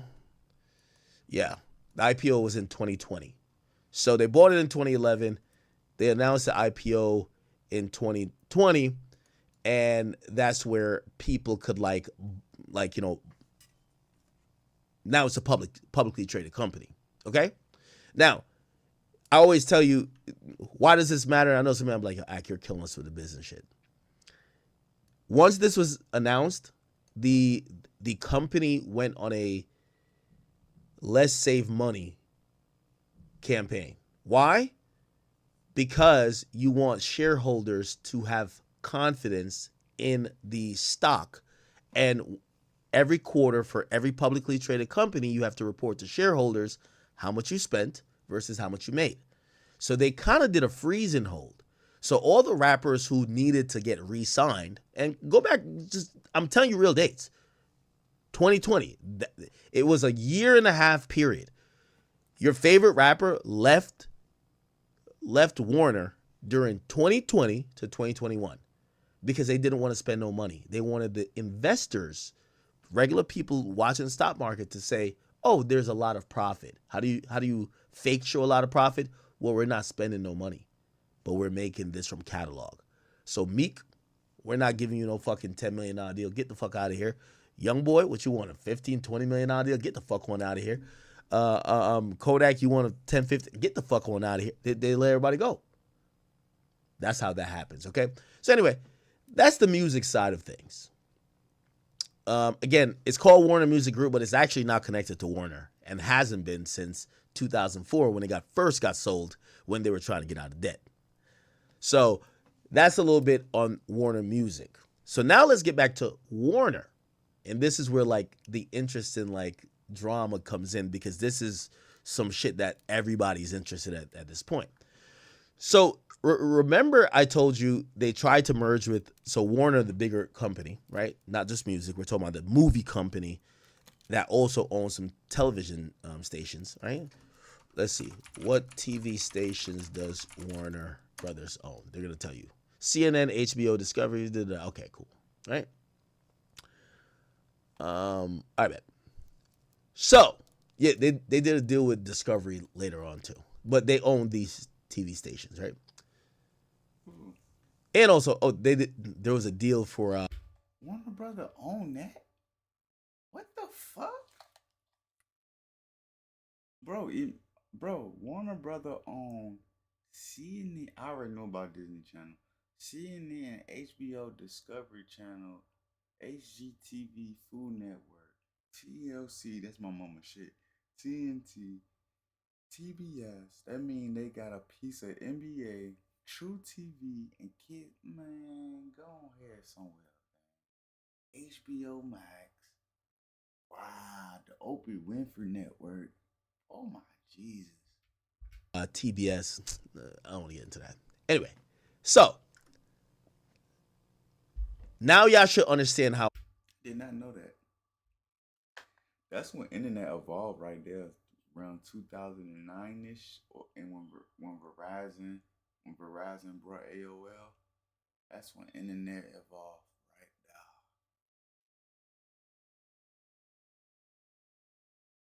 We had Time Warner cable back in the day. That was the cable we had on the East Coast. Comcast, Time Warner, and Comcast. A Warner Music Group exists and how they've benefited because of the streaming era. This is why I think Drake looks at shit like, Yo, honestly, Drake should be a billionaire just off of his. If you think, let me make a and I hope I'm not being scatterbrained here. If y'all think that, like, you know how Spotify was trying to find proof of concept for could podcasts work on here? And obviously, yeah, they use Joe Budden, then they use Joe Rogan. Maybe Joe Rogan would be like, yo, I deserve way more than $3 million or $300 million. Like, I was the proof that when y'all needed to make this shit work, I made it work for y'all. That's Drake for streaming. The music industry was in a place that they were like, we're not selling CDs. We can't sell physical product. How can we make this shit work? And Drake showed them streaming is the way. So Drake. That's why I don't buy eighths. Look how many blunts I just got out of that. That even show how quick I can get through a 14 or a 28. Cause look, I roll bamboo papers. You know they kind of wide, but usually I smoke like big blunts. Like I don't roll little blunts. So I just made 2 blunts out of a 3.5, damn near 3. I made 3, but the last one gonna be like 0.9, I guess. But I made 3 blunts out of a 3.5. So, and I just got it today. So just imagine if it was 14 grams, I would have been damn near almost 7 grams. Tomorrow, after smoking tomorrow, I'd be 7 more grams. Like that shit really don't last when you smoke.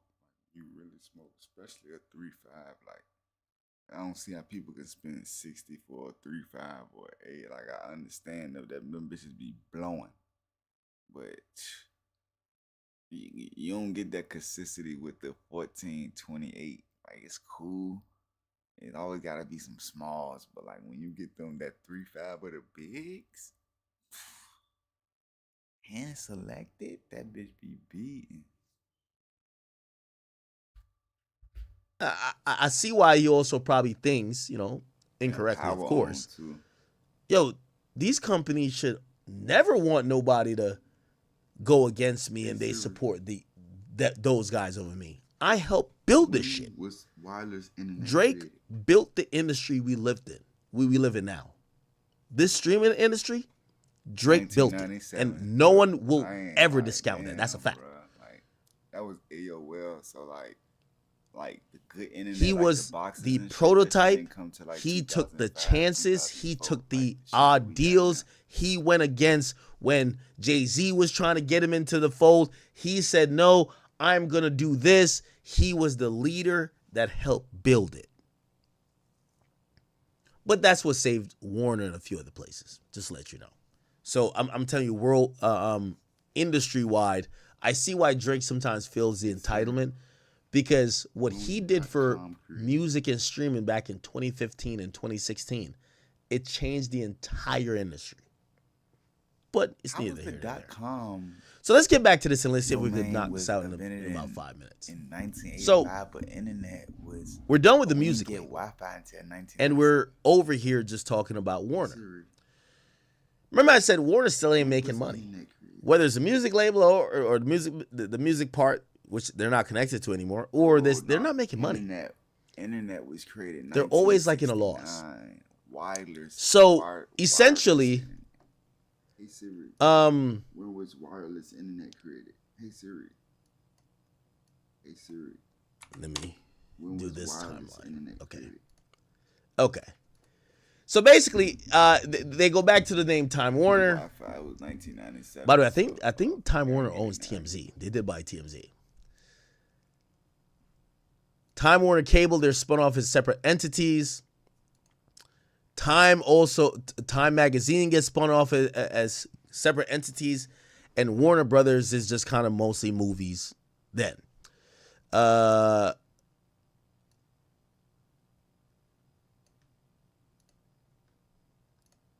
Sorry.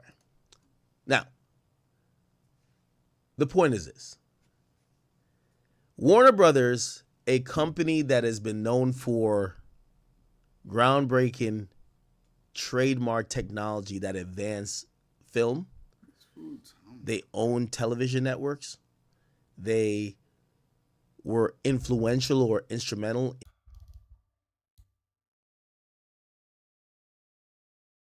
Come on, stop talking about this, gang. Like, Shit like that. Paramount became that. Skydance kind of bought that out or became like a merger with Paramount, and they all that's in LAAG. We rode past all these buildings. You don't even know it. The Paramount building in LA, that big ass motherfucking, bro. That shit is so hard. Like, they got all the movies you seen on Hollywood, and I mean, like, all the movies you seen growing up that got this promo. You know how they show the promos at the beginning, and they'll show this, and the stars will go around the mountain. Like, all the movies you seen with this on it was made right there downtown LA, man. You got the Viacom building. We rode past that a couple of times. The CBS building, we rode past that. You got the Fox building, rode past that. But all this shit inside the Paramount shit, like the Nickelodeon shit, MTV, that shit inside there. They bought that out. Let me see if I can find it. Skydance, yeah.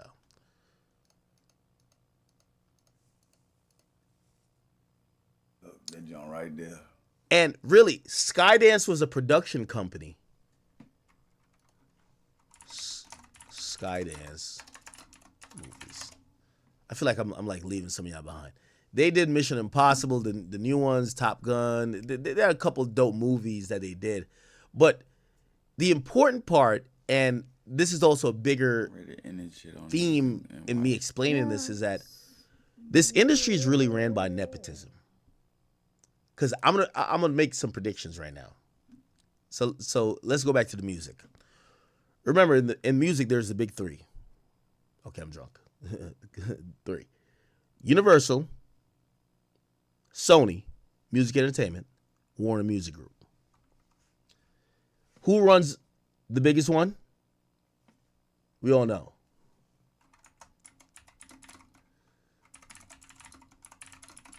Lucian Grange, right?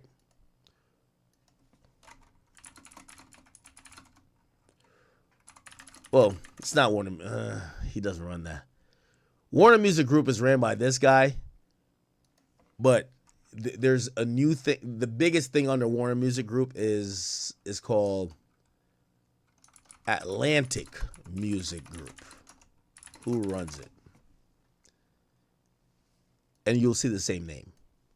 So the son of the guy who runs the biggest company, it's like, to make it simple, imagine, Mercedes competes with BMW and Audi. Imagine the nigga who runs Mercedes, his son runs Audi. You get what I'm saying? Nepotism. Only in rap, people like this, there's this Game of Thrones mentality of, let's take this nigga's spot. Let's get him out of here. You see how Kendrick is like, yo, let me call this nigga a pedophile. Like, I want to be number one.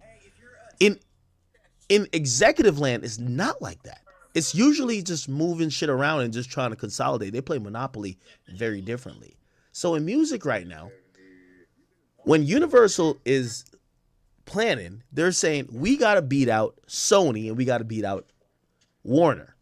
Well, one of the biggest guys at Warner, which is their competitor, is the son of the nigga who's running Universal. Case in point, let's go back to the point I was trying to make.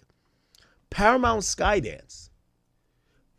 Paramount, which owns CBS and used to be Viacom or whatever, they get taken over by, or merged, kind of taken over by Skydance. You know who that owner is? It's a guy named David Ellison. You might look at him and say, who the fuck is this guy? Right? Born blah, blah, American film producer, former actor. He's the CEO of Paramount Skydance. All you need to know.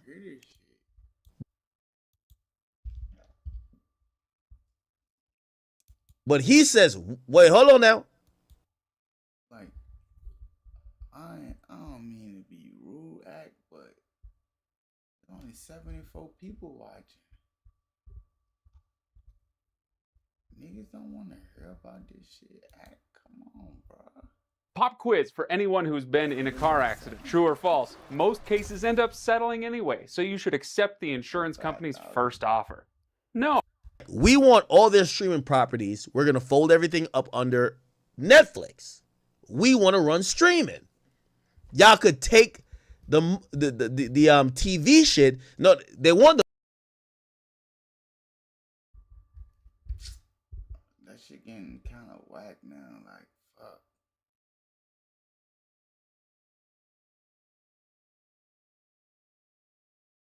He said I'm a suicide bomber. I'm from Rolanda, Wakanda. I hate y'all daddy and y'all mama. These niggas too ugly. God damn, look at that boy gums. Jesus. I'm gonna fast forward it to the end just to see. I'm gonna fast forward it to the end just to see who came at the end.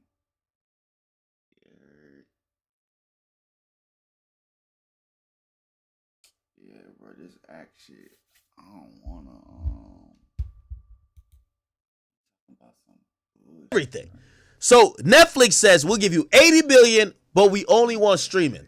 They said we'll give you $108 billion. Remember, his father's one of the like top 3 richest niggas in the world. Now, this is how you get to realize. You know, I always say it's better to be liked than to be right.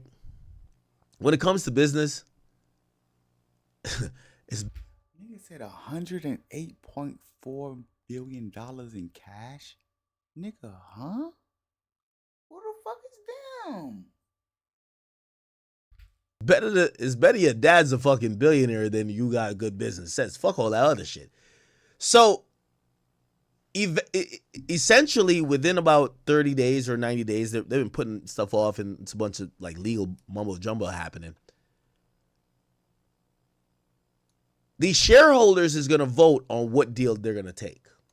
Are you going to take this $108 billion, or are you going to take Netflix offer? Netflix offer Warner Brothers, which is $82 billion. I know what y'all saying. Yo, $108 billion versus 82, easy. No, remember, Netflix is only buying a portion of. They're buying like 80% of the company or 70%. Paramount wants 100%. So what it comes down to is like per stock is like $7 difference. So it's like $37 if they go with it's about $37 if they go with Paramount, or $30 if they go with Netflix. Obviously, people who own the stock, they don't give a fuck. They're like, yo, give us the most amount of money. But then the board, so the board for Netflix is actually, no, not Netflix, I'm sorry. Warner Brothers is like, we're actually we recommend us going with Netflix because Netflix, I don't know if you guys know about the market cap of Netflix, is $402 billion. Like Netflix annual revenue. Netflix annual revenue for 2024 was $39 billion. Like, they're making a shit ton of money. Right? Damn. So Netflix has a lot of cash. Netflix is saying, it's like you trying to buy something and you're like, yo, I got cash. Netflix has all cash. Paramount Skydance, right? They have like basically loans. They're like, oh, we're going to have these people coming with this. This bank is giving us this. So they have they have a package that's going to be like the $108 billion, but it's leverage, which means it's loans, it's this. This is how interesting it gets. So the board of Warner Brothers said, yo, hey, we'll consider your offer a little bit more serious. This is what they're saying to Paramount Skydance. Remember, this guy's the CEO. He's the CEO of Paramount Skydance. They said, we'll consider your offer a little bit more serious. Because you ever try to buy something and somebody take a lower price just for the straight cash? Like, I ain't gonna lie. When I bought my house, I'll tell you the truth. So when I bought my house, So I was trying to buy another house, and I didn't get that house. And I really like that other house. But actually, I love this house more. But when it came to this, the owner, who was some Wall Street guy who like finessed all type of shit. But when it came to this, he took my offer. I think I offered him that price. It was like one of those weird times where people were given prices or bidding prices over what they were requesting. So if they wanted $2 million, people were like, "Oh, I'll give you 2.3." And I sent my realtor and I said, "I'll give the asking price for the house, and I'm doing it cash. So nigga, I'm wiring it straight to your bank account. There's no mortgage, no nothing." And that's why I actually got my house, because maybe people would have bid higher because this is a beautiful house. But the people who were selling it, they didn't have to wait on a bank. They didn't have to wait on nothing. Once it's signed, I had a couple days to send the money straight to them, and they took it. So they probably took a discount. I probably got a discount because people would have probably bet more, or not bet, but like bid more. So I'm trying to give you like, you know. Vistaprint prints everything to get your brand in front of your fans, like t-shirts, water bottles, and totes, so everyone can gift it, work in it, and take it, whether it's one of a kind. Cash, which is attractive. You know they got the money. You don't got to wait for it. You know they could just send it to you. $82 billion. This Paramount Skydance shit is like, we got $108 billion for you, but we got like 8 banks. We got this, we got that.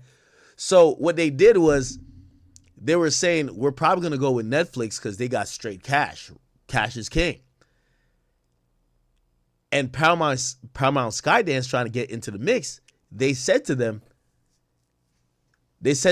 well, I guess this dude, but really to the company, if you could get his father to do a personal guarantee. Remember, his father, look, Larry Ellison, he's worth $252 billion. So they basically told this company, if the CEO's dad will personally guarantee that if one of the banks or one of the loans fails, because it takes a while, it takes like 18 months, or maybe could even be 2 years, plus regulatory stuff.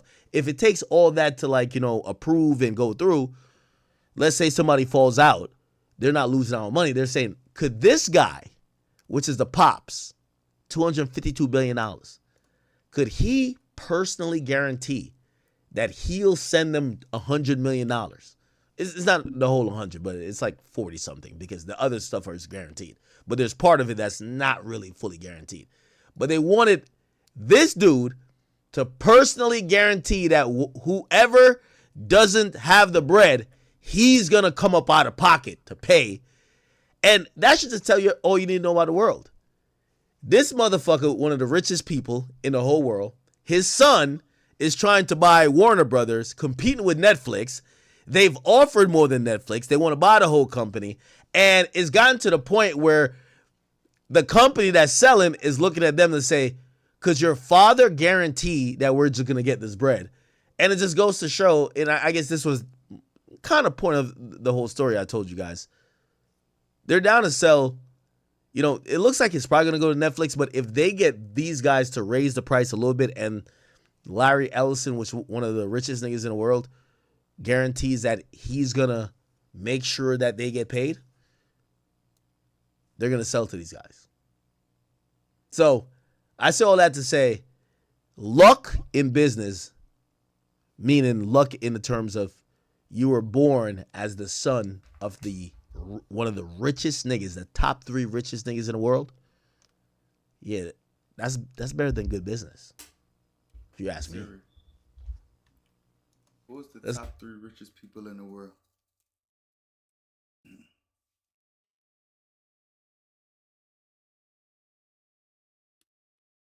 Sorry, Larry is not on the list. Top 10 richest. Sorry, Yeah, Larry is he's not number on the 5. list. He's known for Oracle. He's known for Oracle, chat. We got Elon, Larry Page, Bezos. Who's this guy? So I guess 2 Google Alphabet people, then Ellison, and then Zuckerberg. He's even richer than Zuckerberg. God damn. They have a floating list of the billionaires? Let's see. Oh, wow. Ellison's right here. He's number 4 right now. Then the Bernard Arnault family. I think, this is fashion. This is why Kanye be ranting about them. They're like the top 5 richest people in the world. Anyway, LVMH. All right. Let me look at the chat. Did any of that make sense? If it didn't make sense, maybe I'll do it like on a low-key stream to try to spell it out.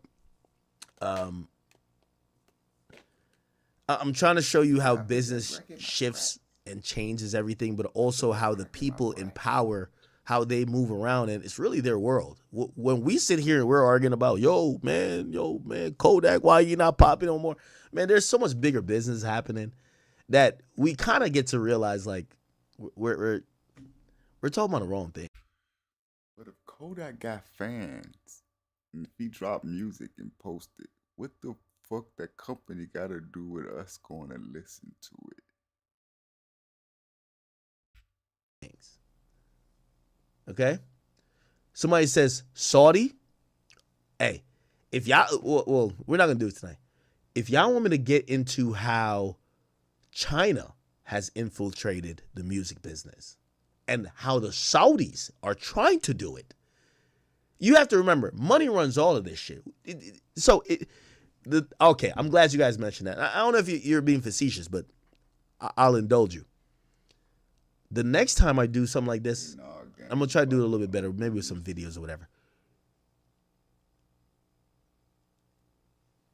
China has been quietly investing and buying up a lot of catalog. They own a lot of shit. You see all these rappers like, yo, I sold my catalog, I sold this. China has been trying to buy our entire music business. I don't know if you guys know. Ownership in Universal Music Group. Look, these are the biggest ownerships. So the major stakes go to these people. Actually, we could just click on their site because I think they're, look, here's a major shareholders. Okay. The Vivendi family owns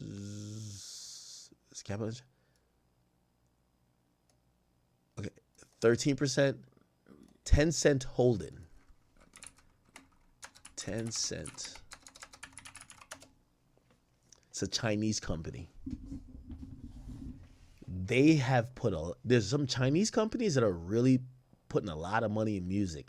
We don't know why. Like, yeah, it's things that we'll probably appreciate it given streaming and stuff like that, but it's like they're getting so much stake that eventually they could have control. But China and these Chinese companies that are like really wealthy, they have taken aim at music companies. And that's where I think we got to figure out why overall. So China and Saudis are trying to infiltrate the music business of the United States. We'll get into that another time. By the way, the people in the Middle East, look, like golf is like completely fucked up because of that, right? Look. Like they did live golf, right? And pretty much the PBA or PGA, I mean. PGA, never mind. Look, maybe they're running out of time to fight with the PGA Tour. The PGA Tour actually linked with them for a bit, but they've been trying to pay their way into golf. Not too sure why, but shit, they were trying to offer individual golfers to come over there. Mad bread. Anyway. Yeah. So the Saudis at Burger King, celebrity. So the Saudis were trying to like really take over golf. There's a lot of heavy influence from these other places that they're trying to just purchase whatever they can in terms of American culture and like the business of the culture. So we'll see. Anyway, hopefully I didn't bore you out to death with that.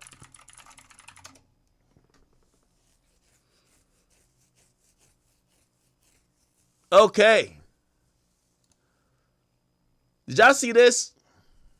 John Morant, 4K trade John Morant. He on timing. Look at this. And things got intense.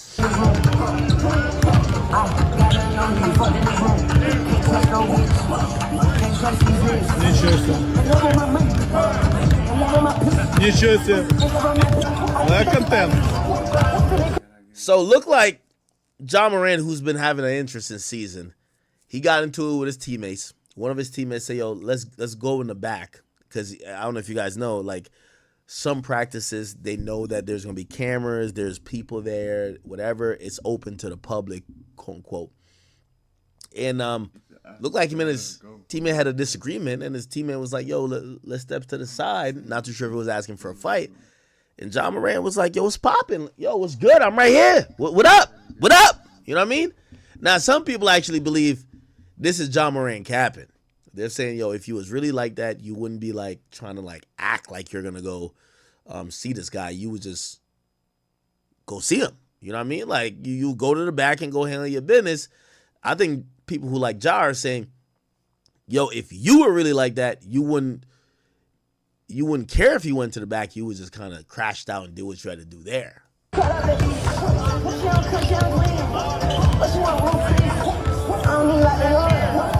So he's saying, I'm right here. Morant kept, Ja kept going, and things... Yeah. So some people are saying that he was telling them, yo, you ain't like that. There's like a voiceover. Let me see if I can find that. Ja Morant.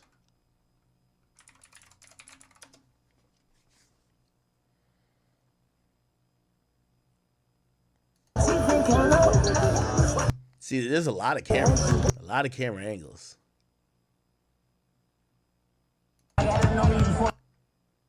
Yeah, how do people zoom in and get like, they have good lip reading shit? What happened to these days?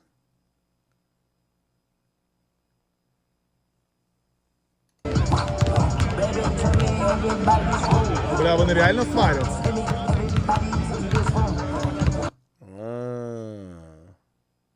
Oh, here we go. Who is that? Vince Williams Jr. backup. Who is that? Vince Staples Jr. Vince Williams Jr. backup guard. Williams. Oh, I thought it was Staples. I thought the rapper. But with Ja out here, I'm not taking him. No reason It's a distraction. He ain't played these 6. He can miss 2 more. We'll see him when we get back. keep him in Memphis. Yeah. We know the only reason they in. They're over there Yes. because of him, right? Yes. So if he don't show up over there, they're gonna know when the plane land and they sitting there doing this, and they don't see the dude with the dreads coming down, the twisties, and they don't see it. Hey, where's Ja? Right? And then now Ja's not there, and then we don't even hear about this game. I don't know who dude is. I've never seen him before. I watched a lot of Grizzly games. Okay, so they're basically they're talking about a teammate. There was like a voiceover low key, kind of like helping me understand what the fuck was going on, because I was a little bit confused. It's clear he was. They said, start over a dinner spot. What? They're arguing over a dinner spot. What? I don't get it. How they arguing over a dinner spot?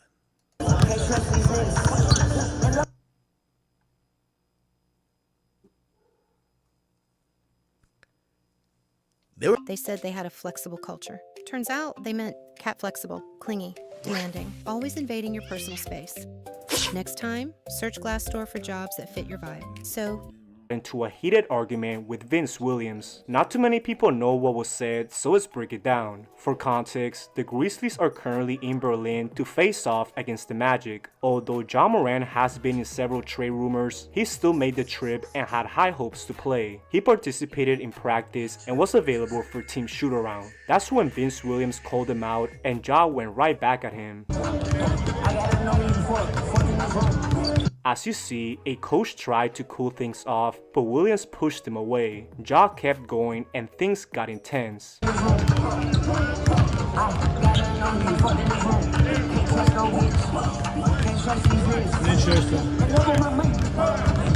Now, is this a bitch ass move by Ja Morant? Niggas say, let's go to the back. Yo, I'm gonna be honest with you. Hey, Mr. No Name, number 5, who don't deserve like a jersey. Yo, how much is Ja Morant making? Let me see.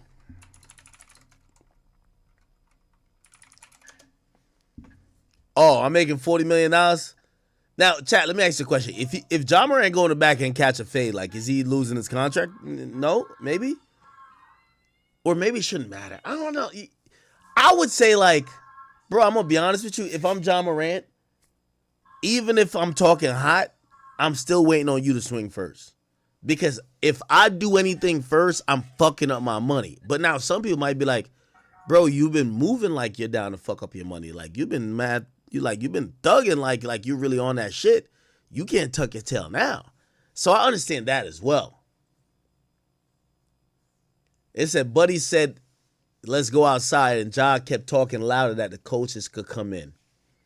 Yo, Ja, that might not be a 4K trade type of move, though. Yo, hey, you know who I ran into?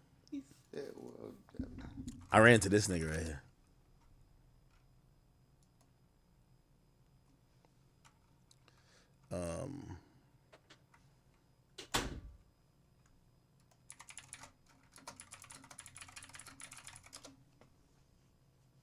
Remember this guy right here? Free dirt! Word! Free dirt! Free, heard what I said? Free dirt! Free dirt! Word! Free dirt! Free, heard what I said? Free dirt! Okay. Anyway. And then remember he got invited, look. 10 toes, I'm good, you feel me? Niggas was out here free smirk. You know me, I don't give a fuck. I'm gonna say free smirk. I'm outside, the niggas start getting it on. I'm like, who them? They end up being NBA YoungBoy boys. I'm like, oh, why? You feel me? So we getting it on and shit like that. Feel me? I'm bobbing, I'm weaving, I'm bobbing. Niggas grabbing me, niggas took my shoes. Look, haircut. Feel me? Show the back. Pickup location is back with all that, you feel me? Shit ripped, but it's still free smirk. You feel me? Then 10 toes, I'm good, you feel me? Niggas was out here free smirk. Okay, anyway, he told the story. He said he got invited backstage. So, by the way, I was in a club the other day, and, like, I ran into him, and he said, yo, Ak, I ain't gonna lie to you. He said, bro, why when I went in the back, he said, I'm getting my ass whipped by Lil Tim. D-Dog is stomping on me. It's like I look up. I'm like, yo, is that Bobo? And I'm like, yo. And I only bring this up because I'm like, why the fuck would you go in the back? The hell? Yo, Ja might have had the right idea. Yo, listen, this might not be the 4K trade way to handle stuff, but yo, Ja, I fuck with you for this. Ja's like, nah, we ain't doing it. We doing it right here. Nah, I'm not going in the back with you. The fuck for what? I got 40 million reasons I ain't going in the back. I'm not going in the back. I'm good. I'm not going in the back with you. I'm good. Some people think Ja was pussy for this. Ja, I got no problem with you doing this, man. Meet you in the back? Hell nah. Yo, where was Ja's father at? I thought Ja's father had, like, the grip on him, like, just, like, at practice, just, you know? Ja don't got the gang with him?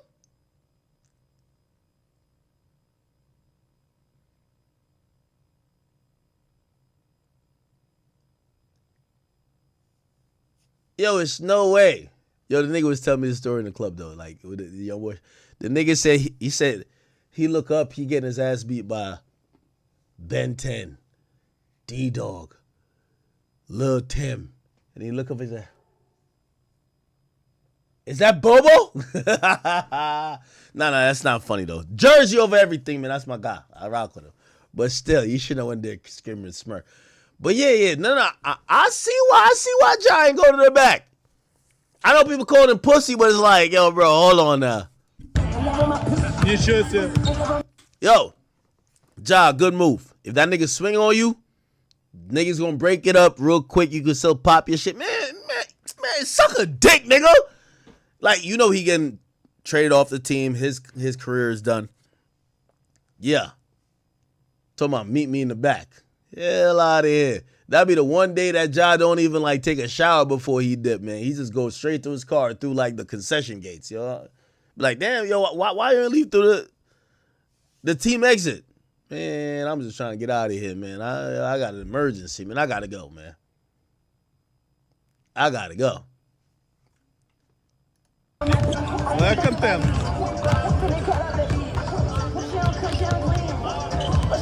Just a few hours later, Ja was ruled out to play, although he was fully healthy. He's expected to be traded at any time, with Miami as the top destination. Why people don't like Ja though?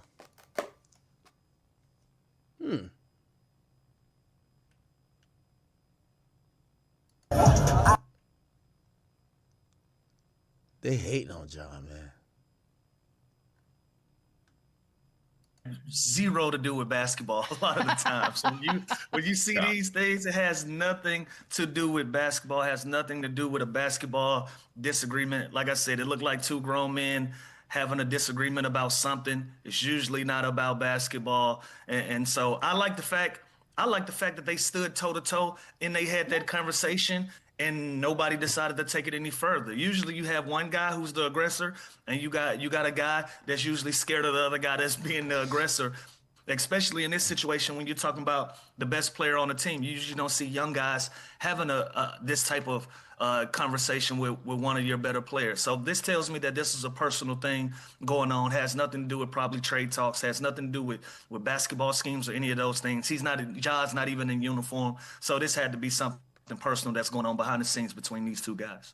Well, I asked some Lifetime Fitness League guys, and they also agree with you guys that that's just... Okay. All right, then.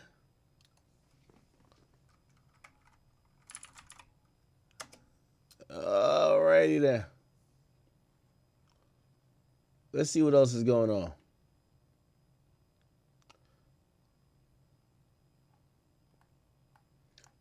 Oh, hey, I'll give y'all the update.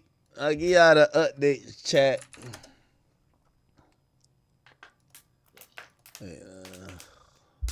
I'll give y'all the update on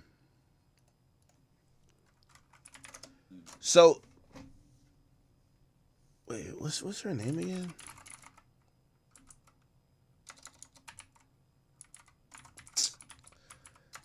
So Samaya, I do want to tell y'all that I have spoken to Shorty, and so she hit me up. Her and her mom like reacted to some stuff, and before I even got on stream, she had hit me up. She said, "Yo, listen, you know, now that cooler heads has prevailed," she was like, "Yo, here's my number. We could get on the phone and speak." And by the way, I've told you guys, I was trying to speak to her as an adult, because here's the thing, man. Like, yeah, I know I really get saucy with it. I do my thing, whatever. But like, I also don't like the narrative where people are like, oh no, you're picking on someone. Like, that's not what I'm trying to do. Like, you know, I stated my opinion. It's not that serious, whatever the case is. And I did get on the phone with her, and you know, she, you know, I think I'm gonna leave it here. I think that's the best way for me to say. I'm gonna just leave it there. She understood a lot more what I was saying. She said, listen, I get what you're saying. I get what you're saying about how this industry works. And like, she got it when she spoke to me on the phone. She only said that, she said, I want to be honest though, that's not me. Like, you know, some other people might be doing that, but that's not me. Listen, I'm not here to sit here to try to get at her sexual past. And I don't give two fucks. But for me, I do care that she acknowledged the this thing that's happening, right? Like, you know, don't be naive. You know what these dudes want. You know why trips are getting off or whatever. And she clearly was understanding that. And she explained to me that, hey, I felt some way when I felt like you said this about me. And I told her where I felt some way. And, you know, I'm going to leave it at that. I don't want to keep going back and forth with her. Again, I think the internet's going to look at it just a little bit weird to say, yo, why are you keep arguing with this girl who's like 20 years old? You know, I always tell you, experience is the best teacher in life. It gives you the lesson only after it gives you the test. So, you know, me preaching, it ain't going to be worth nothing. And I think people also who kind of understand what I'm saying, they already get it. So there's nothing more I need to say. But we had a positive conversation, and I'll leave it there. I do know her mom and her reacted. I'm just let bygones be bygones. You get what I'm saying? She communicated to me that it was not personal and that she felt offended, but she also understood my point of view from not only what I said, but also why I got at her. So I'm gonna let that rock. And yeah, Even though some of my homies like, nah, you gotta get in the nah, bro. Like, yo, people can't wait to like label me as, oh, he only goes at female, so whatever. But yeah, just to give y'all an update on that, and you know, I wish her the best. I wish her the best. You know, wish her the best.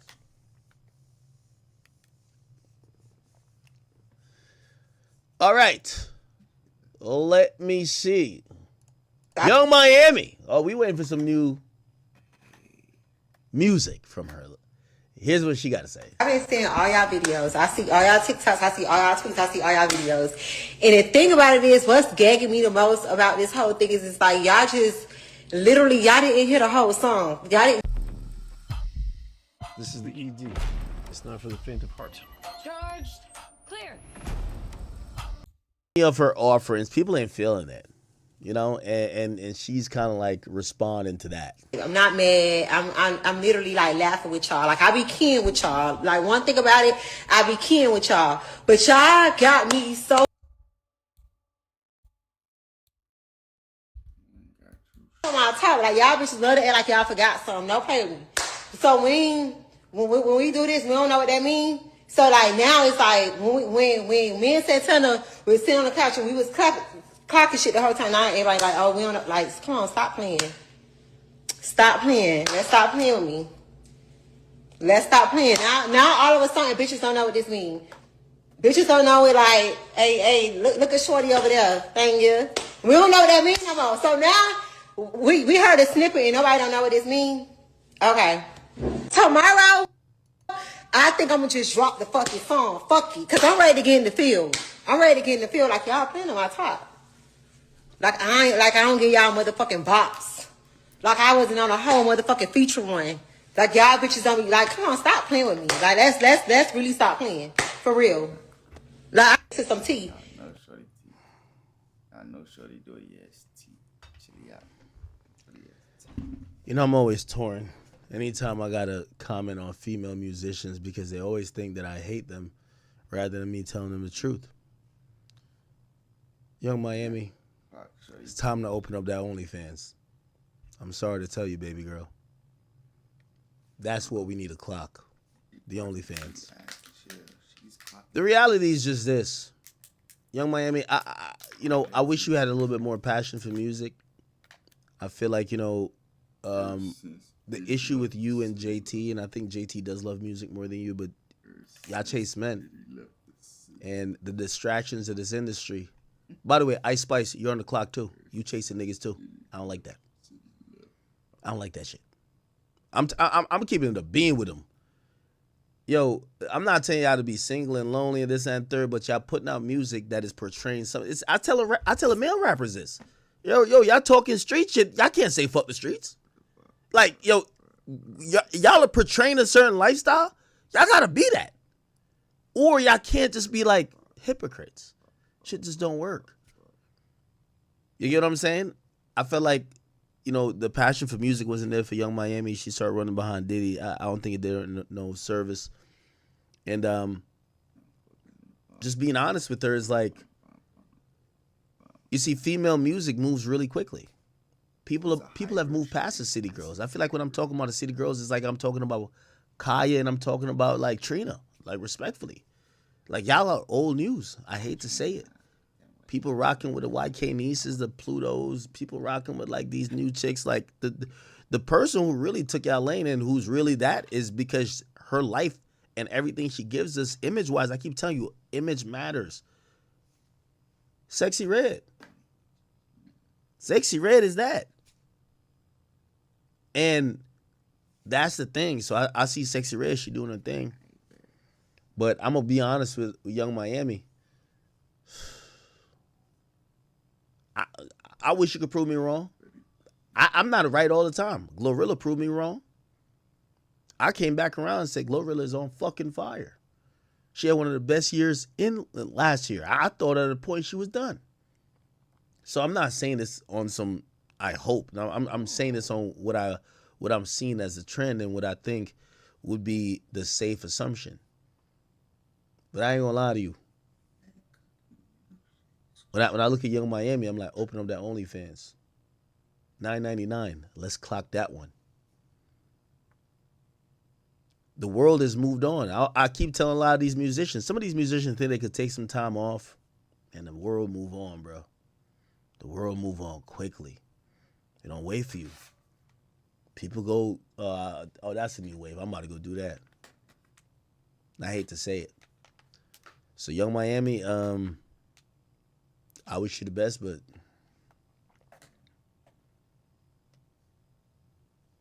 I think the female wave has passed the city girls.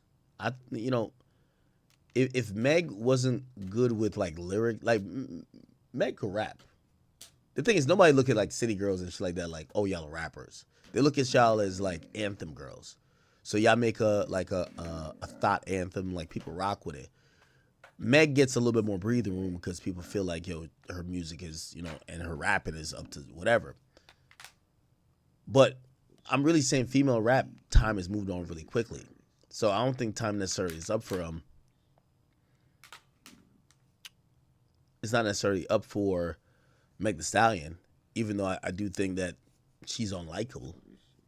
But for y'all, I'm gonna be honest, the City Girls wave, yo, just to put in perspective, like, I ain't even disrespecting because, and that's why, this is my job, bro. I talk about hip hop. I'm not really trying to like diss these females, but like I keep it a bean with y'all. I love keeping it a bean. So this is not me dissing nobody, but they're gonna sound like I'm dissing somebody because I'm telling the truth, bro. I'm gonna tell y'all how y'all know y'all wave is over. Yo, even though I don't think Meg is finished, yo, Meg been in the courtroom more than the studio, bro. Meg doing more lawsuits than hit songs. Remember, she was the hot girls. Remember, y'all the city girls, and we had the hot girl. I hate the female topics, though. We're going to end this right here, though. I've been live for a minute. I feel like getting off and chill. That movie, Dope, was hard. ASAP, yeah. Nah, ASAP is a movie actor. I ain't going to lie. He a